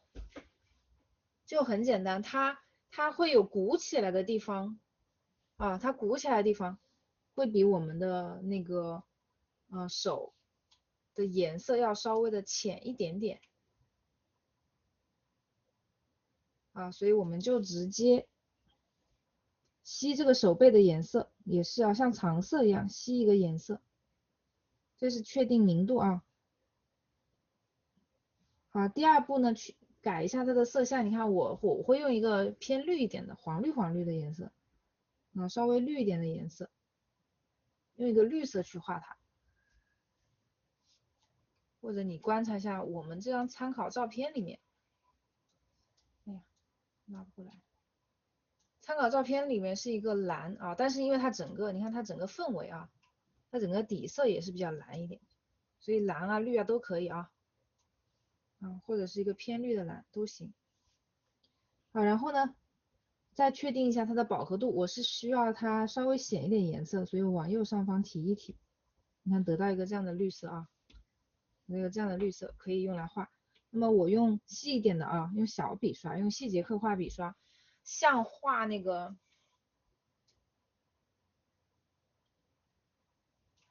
画树枝一样啊，分布在它的手背。这个时候你是照着它画啊，还是照着这个画，还是照着你自己的画都可以，都可以。你可以去找一些参考啊，找一些参考，参考自己也行，因为这种血管它的分布，可能每个人长得也不太一样，而且每个人他显色的那几根血管也不太一样啊，有的人可能这根比较显，有的那几根比较显，是吧？好，我们就可以把它画在，把饱和度再调，再蓝一点啊，再让它显色一点啊，用一个这样的颜色，你可以把它画在分布在手背上，轻一点画啊，分布在这个手背上，这里可以，哎，分个叉，对吧？然后它分叉去哪呢？它可以路过这边到这个手指上。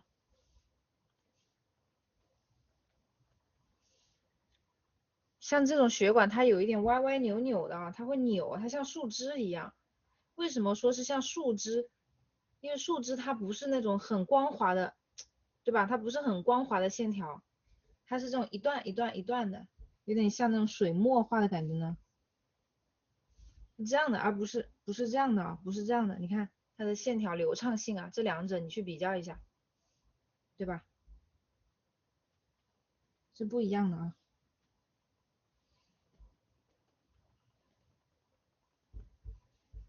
好，不，这种东西不用画的太多，其实不用太多啊，根据你的喜好，也有根据自己的掌控能力，有的时候你画太多了呢，反而就杂了花了，太过了，少画一点。而且是女孩子嘛。好，画完了这根以后，我们给它做一些处理啊，做一些处理。比如说，你根据它的受光，对吧？它的下半段啊，它的下面会有一个小阴影，我们就用这个肤色啊，用这种肤色里面的阴影的颜色，在它的下方，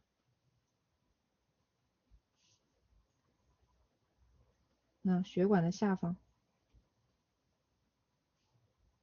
还有在它这种闭塞的地方啊，拐弯的这个地方加重一点，你看画出它的阴影。这个东西不要画的太死了啊，你不要每一段都去加，不要每一段都去加，加在一些跟本来这个手就有阴影的位置跟它重合，重合了我们就不在阴影里面不再继续画阴影了啊，分段的去加，然后有的地方粗一点啊，不要粗细不要太均匀，那上面也可以有啊，因为它是鼓起来的，所以它上下都会有，就好像这个关节的那个原理是一样的，但是上面呢你要稍微淡一点啊，上面的影子稍微淡一点，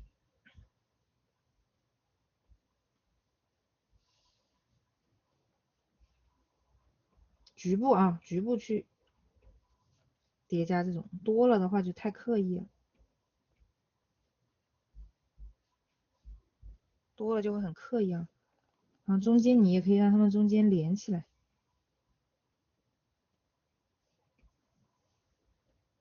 那像这种血管和血管之间，它可能是会相连的，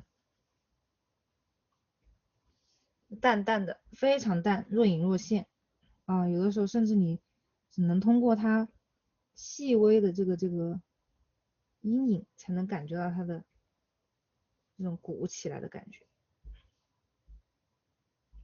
好，这里还是挺夸张的，对吧？好，我们可以用涂抹工具啊，调小一点，去做一些柔化的动作，因为这个血管它是一个凸起，但是它是一个柔和的凸起，把它的边缘给它虚掉一点。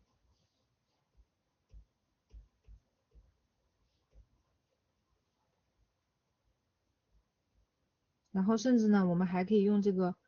粉底遮盖大法啊，用粉底遮盖大法，局部让它隐在皮肤里面，让它局部的消失，有的地方显，有的地方不显啊，若隐若现。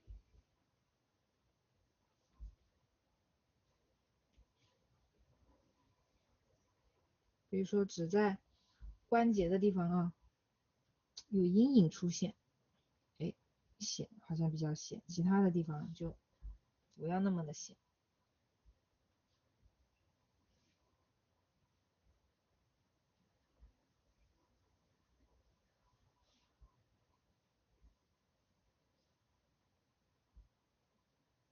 你看用，你觉得画的太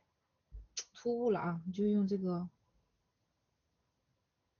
固有色，皮肤的固有色把它盖住。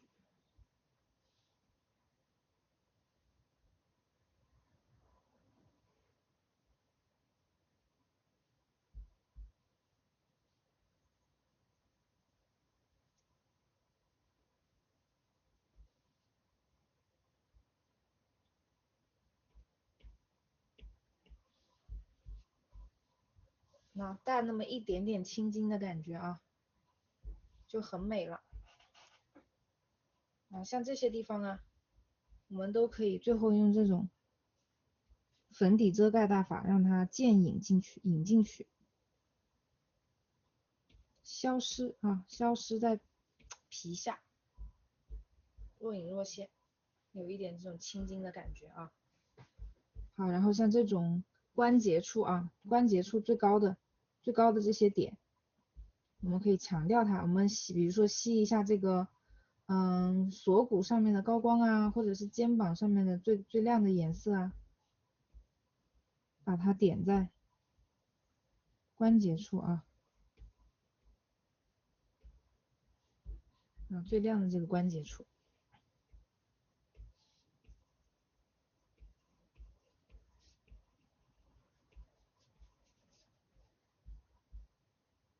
好，这两边都可以用涂抹工具过渡一下。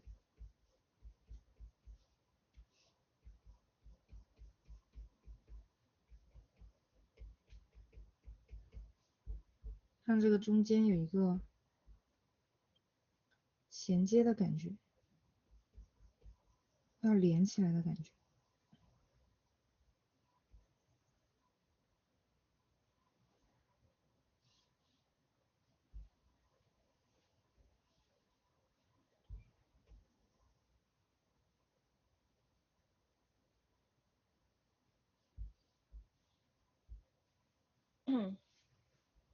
手就这样去画啊，然后这个只看这两根还是完成度比较高的，其他的因为我没有去勾线去画那个了。然后我们把指甲画一下，指甲啊，指甲其实挺简单的。如果你要画这种肉色的指甲啊，你就比那个你看指甲没有上颜色的话，它可以比旁边的这个指尖的颜色稍微浅一丢丢就好了。所以其实你在旁边用这种红色加深了一点点以后，指甲就可以不用动它了。啊，如果你要画那种有颜色的啊，美甲做了美甲有颜色的这种指甲怎么办？一般来说，我的个人建议就是你画一个那种跟口红就是配套的。如果你看他的衣服啊，衣服是粉色的啊，然后还有口红啊什么的，你就可以画一个介于这个衣服和口红之间的这种颜色。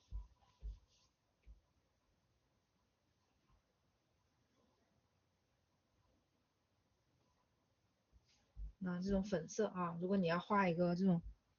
美甲的话，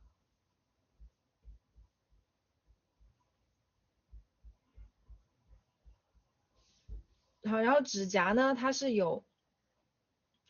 它是有弧度的，对吧？这个面是有弧度的，我们可以用深一点的颜色画两边。这个时候沿着指甲生长的方向啊，我们这种深色啊都是竖着走，你看。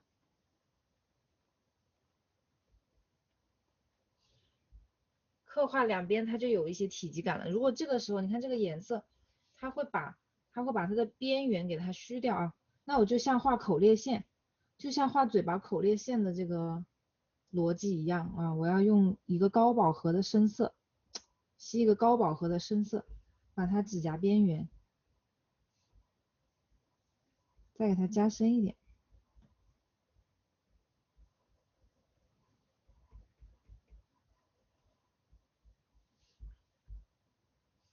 那一个哑光的指甲就出来了。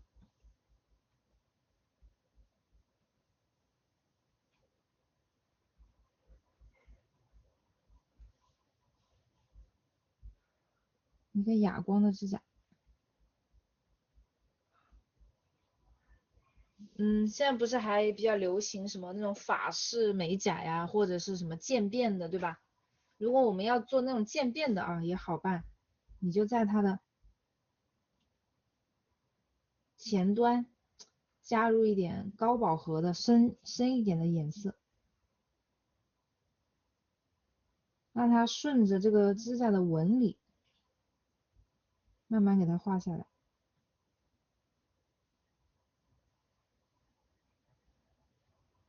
还可以辅助涂抹工具啊，给它过渡。涂抹工具过渡的时候也是从上往下这样顺，你看它就形成一个这样的渐变的美甲了啊。我就画一只啊，你这边如果是想画裸色的，想画裸色系的指甲，我只需要把这个两边两侧加深一点点。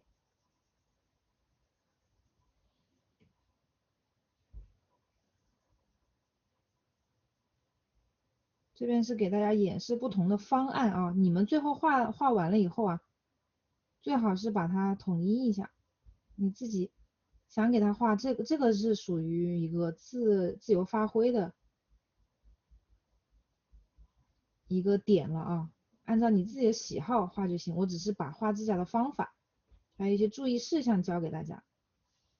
比如说会有一些什么法式美甲，这边来一个白色的小边边，对吧？那白注意啊，选所有的白都注意，不要去选纯白，你要跟它相匹配，那我就选一个比它灰一点的、浅一点的颜色作为白色。然后给它画一个这种小白边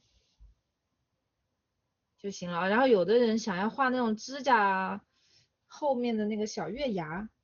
那你就浅浅的在这里画个月牙也行啊。那你要画裸色的指甲就可以有月牙，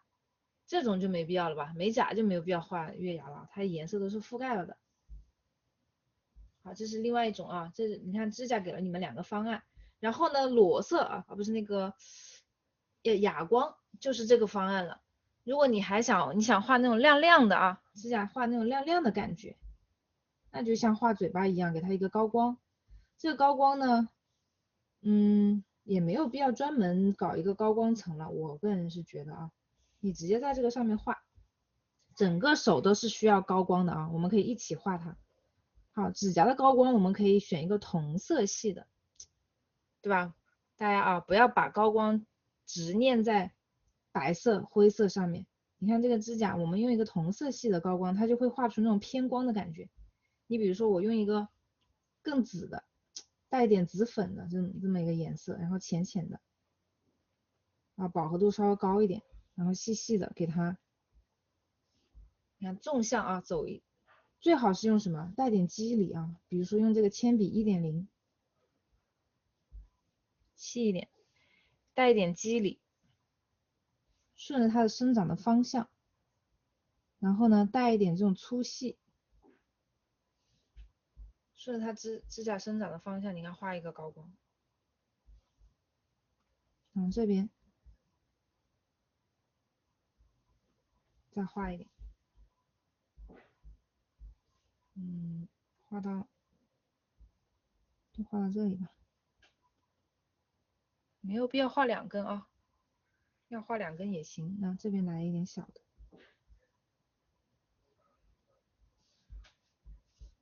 这样的高光，指甲立刻就由哑光变成了那种亮面的指甲了，对吧？好，然后皮肤上面也是需要高光的啊。皮肤上的高光，你就吸这个皮肤浅一点的颜色，或者直接吸它的，比如说鼻梁啊、鼻尖的颜色，吸这种颜色啊，然后用细节刻画笔刷画在哪里呢？画在指甲旁边这种鼓起来的地方。那你这里也可以点一些这种小高光，画在这种两边的肉上啊。然后像这种地方，关节处也可以点一些这种小高光。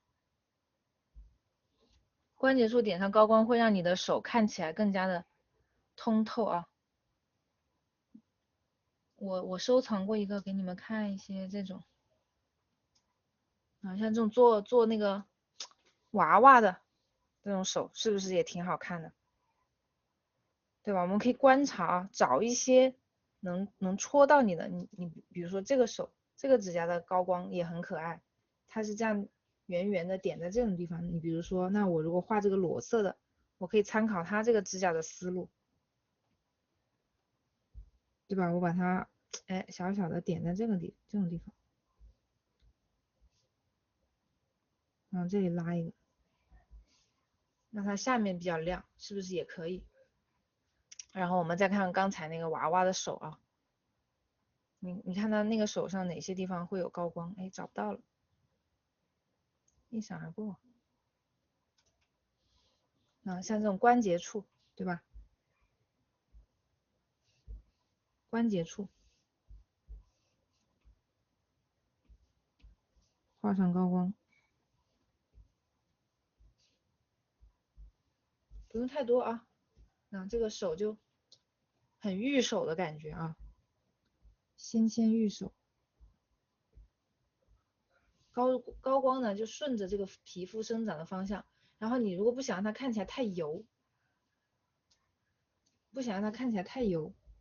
你的颜色就不要差别太大啊，就用那个粉底给它盖盖，一点点就好了，不要对比不要太强，淡淡的。怎么样？这个手啊，还可以，还挺好看的。但是后期咱们就是说，那自己啊，把这种边缘给它抠的再漂亮一点啊，把这种轮廓，一张图好不好看啊？轮廓很重要啊，轮廓你够精致，你的整个画面就会精致感就会提升一个度。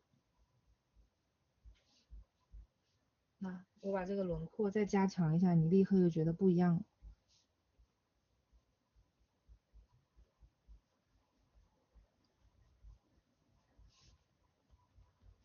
学会画手了吗？其实手挺简单的啊，手不需要你画的太复杂，特别是在没有强光影的情况下，你只需要呢关节画的红一点，对吧？掌握指甲的画法，然后在它的手背啊加入一些冷色，喜欢的话画一点这种静脉血管青筋啊什么的啊，指甲画出那种光泽感就行了。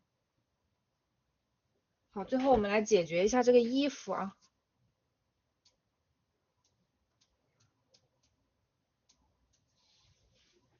解决一下这个衣服，衣服给它锁住。像这种有光泽感的衣服啊，锁住之前我还是把它先画均匀了这边的颜色。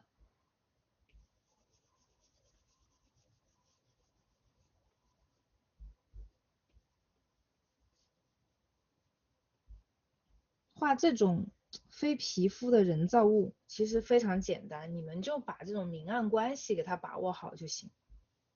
啊，直接观察直接观察，画明暗就可以了。你看，把它锁住啊。我们用这个铺色小牛笔刷，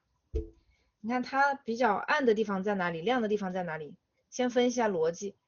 亮的地方，那它会在这种胸口、胸前，对吧？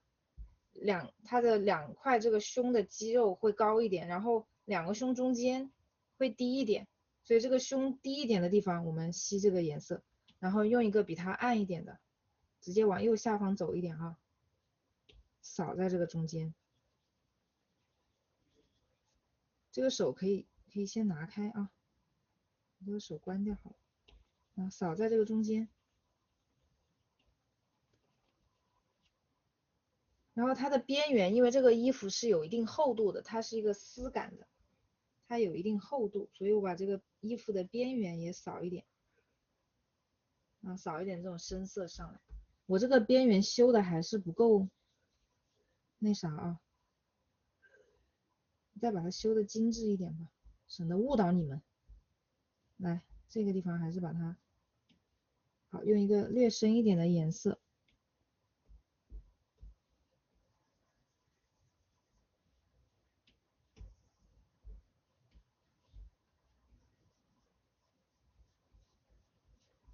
把它的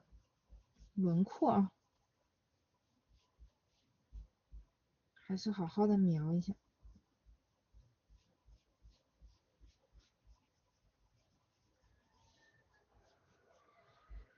轮廓漂亮了以后，锁住啊，我们再去做刚才那个动作。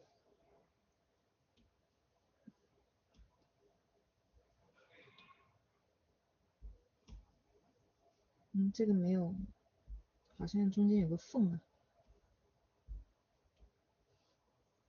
没填死啊。所以你们看画画啊，为什么说画画的人要有耐心？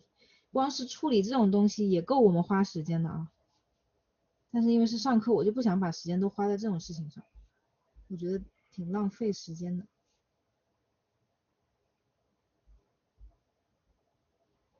好，大的颜色铺一下。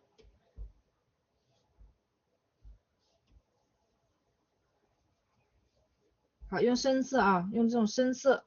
看还是刚才一样，铺在这个中间，横向铺，因为它的面料应该是比较包裹的，它的力气是横向拉伸的，横向的铺一个深一点的颜色，并且把这个深色呢铺在这个衣服的边缘。好，到了这个身体的侧面啊，到了侧面它要转折了。又没有那么受光了，所以侧面呢，这个它要暗一点，要凹进去了啊。所以这里我们给它一个深一点的颜色。这边它是跟头发，它是在头发的挤压下，所以它应该是要有一个阴影的感觉的。好，这一步做完以后，直接涂抹工具啊，上涂抹工具，因为它是丝质的，这种丝绸质感的，你就是让它油腻一点啊，没关系。让它有那种油腻感，没有这种油腻感，它就少了一点那种丝绸的光泽。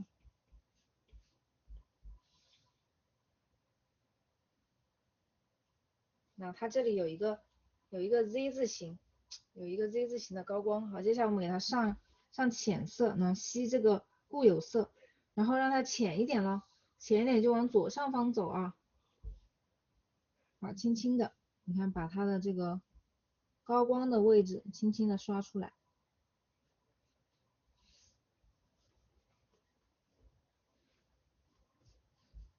它这个里面还有一个鼓起来的地方啊，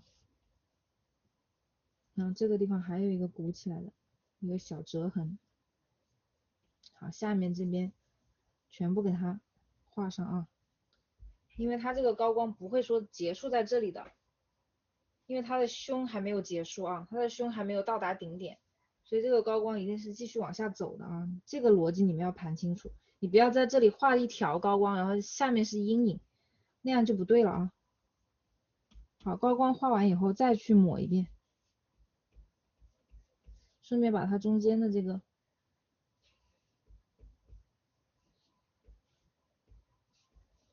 这种 Z 字形的小阴影给它抹出来。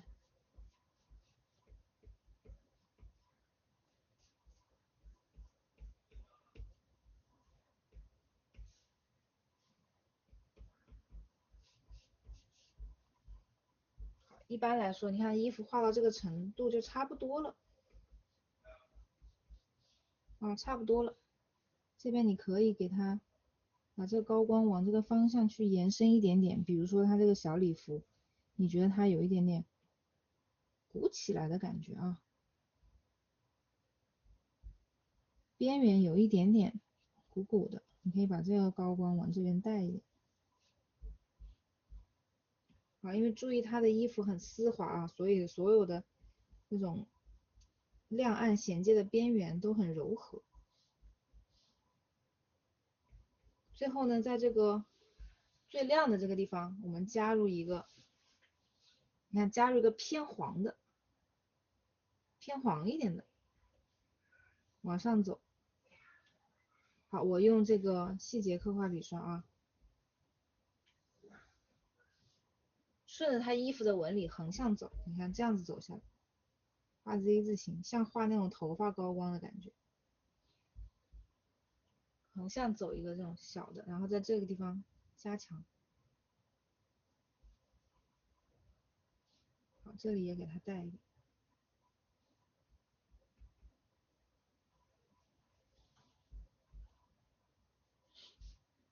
好，用涂抹工具给它晕开。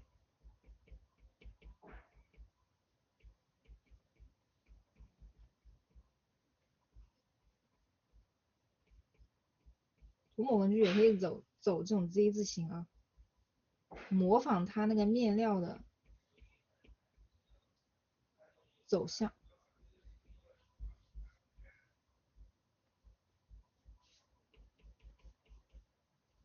好，最后呢，我需要在这个画面里面加入一些冷色，虽然你在照片里面可能看不到，但是你会觉得这件衣服如果只有从头到尾一个色调啊，你会觉得有点沉闷。所以我要在这里面加入一些冷色，我直接在这个中间这个部位啊，这个时候也可以把手调出来参考一下呢，在手的下方加入一个，先吸它的颜色啊，加入一个偏蓝，偏稍微紫一点的这样一个蓝，然后它现在饱和度很高，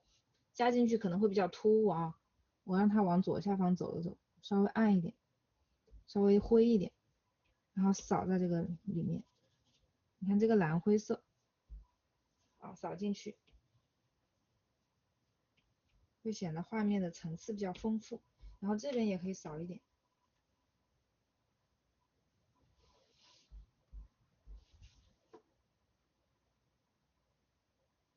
给到了吗？然后在这种地方，你看像这种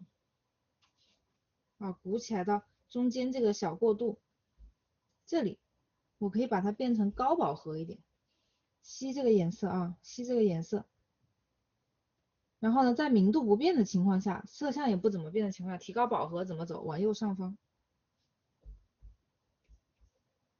那藏一个高饱和在这里面，这块看起来就也没有那么沉闷。它有点像是面料本身给自己反光啊，打了个反光板，有点像是面料本身的反光。衣服你们想要画的细腻一点，就用这个涂抹工具稍微给它做久一点就好了，但是也没，我觉得没太大必要啊，毕竟它已经到了衣服啊，它已经到了视觉边缘了，不需要太去刻画的过于仔细了，它有这个氛围感就行。好，注意在皮肤层啊，皮肤层增加一些这个氛围感，把它的这个地方啊，皮肤的部分呢，反倒是因为这里又有衣服，又有头发，又有手，所以这一大块啊，我们要把它的阴影感给它加上去。我们吸一个，比如说锁骨啊这边的颜色啊，吸一个稍微再带点饱和度吧，把这个皮肤的这块大面积的给它涂暗一点。特别是这个手底下的皮肤啊，手下面的皮肤我们给它画暗一点，因为它会有手的阴影，而且要看你的手跟那个皮肤的关系啊。像在这里，很多同学会画一个，玫瑰花呀什么的，那你默认这个手是不接触皮肤的。如果你要画手接触皮肤的啊，手如果是接触皮肤的画法的话，你要在它的皮肤和手的衔接处把这个影子画重一点。给你们看一个示范啊，看一个照片，就是那个西装摸着自己的那张，刚才给你们看的，那像这种啊，你看如果是相接触的啊，如果是手指和皮肤相接触的，我们现在就来画，把这种可能性画给你们。如果是这种可能，你就要在这里画一个卡碧色了啊，就需要卡碧色了，在它的下方，在手和皮肤接触的地方，包括这些地方啊，是这个手指里面我没抠干净，该抠给它抠干净，这里面要给它抠干净了。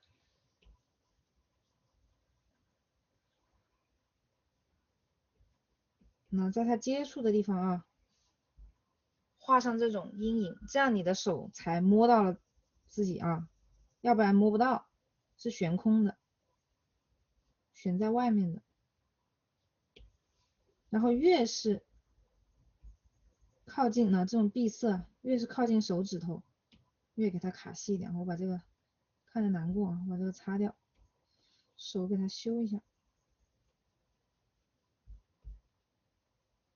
或者你们直接啊，其实啊，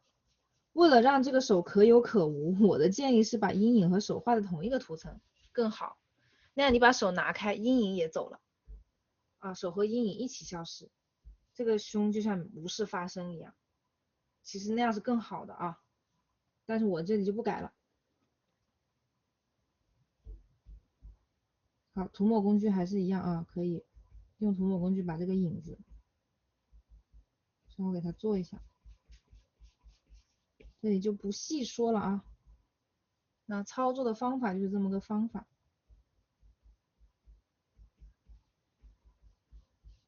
好吧？大家呢可以找这个参考图，回头也发给你们，你们找一些参考图，你看这样子就摸到自己了啊。所以看你要不要让小姐姐的手碰到自己的皮肤，如果要的话，就在这个下面卡一个阴影。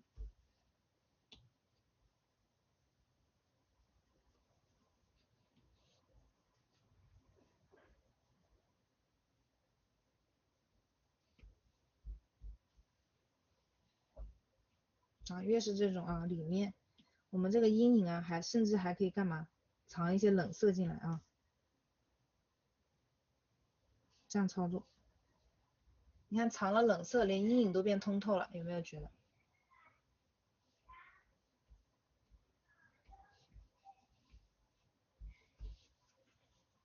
好，这个衣服还缺一个漂亮的描边，吸这个衣服本身的颜色啊，给它一个美丽的精致的描边啊，这个勾边啊，就是为了让我们的画面变得更细致。这里可以建议啊，勾一下呢，勾成这个效果就行了，我就不把它全部做完了，因为马上今天时间也蛮久了啊。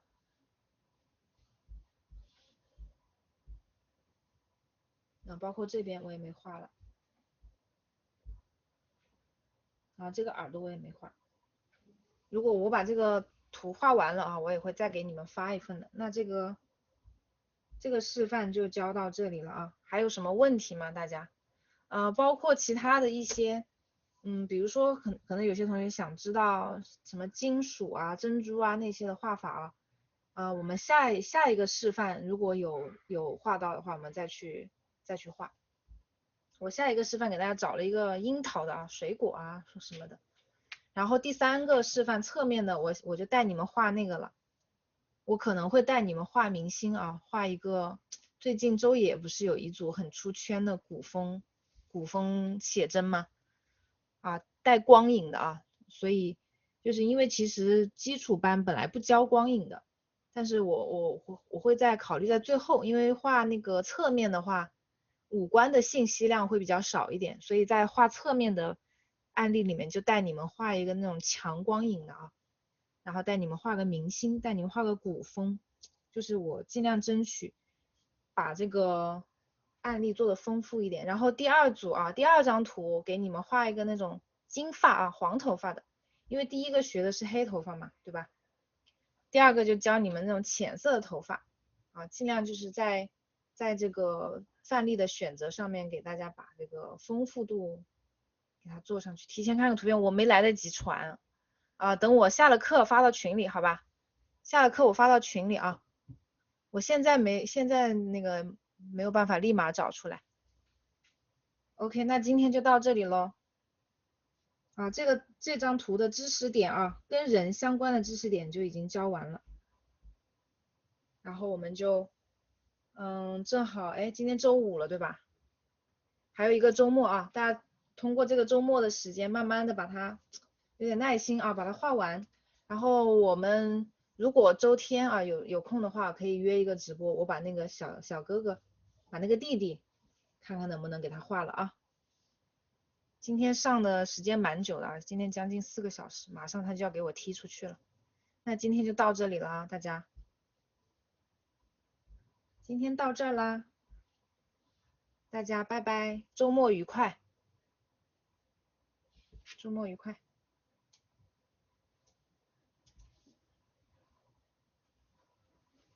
拜拜拜拜哦，下一次好像是作业课吧？我看一下哈，下一节礼拜一是作业课啊。对，礼拜天你们要礼拜一要交作业的，等你们的作业啊。好的，拜拜拜拜，晚安。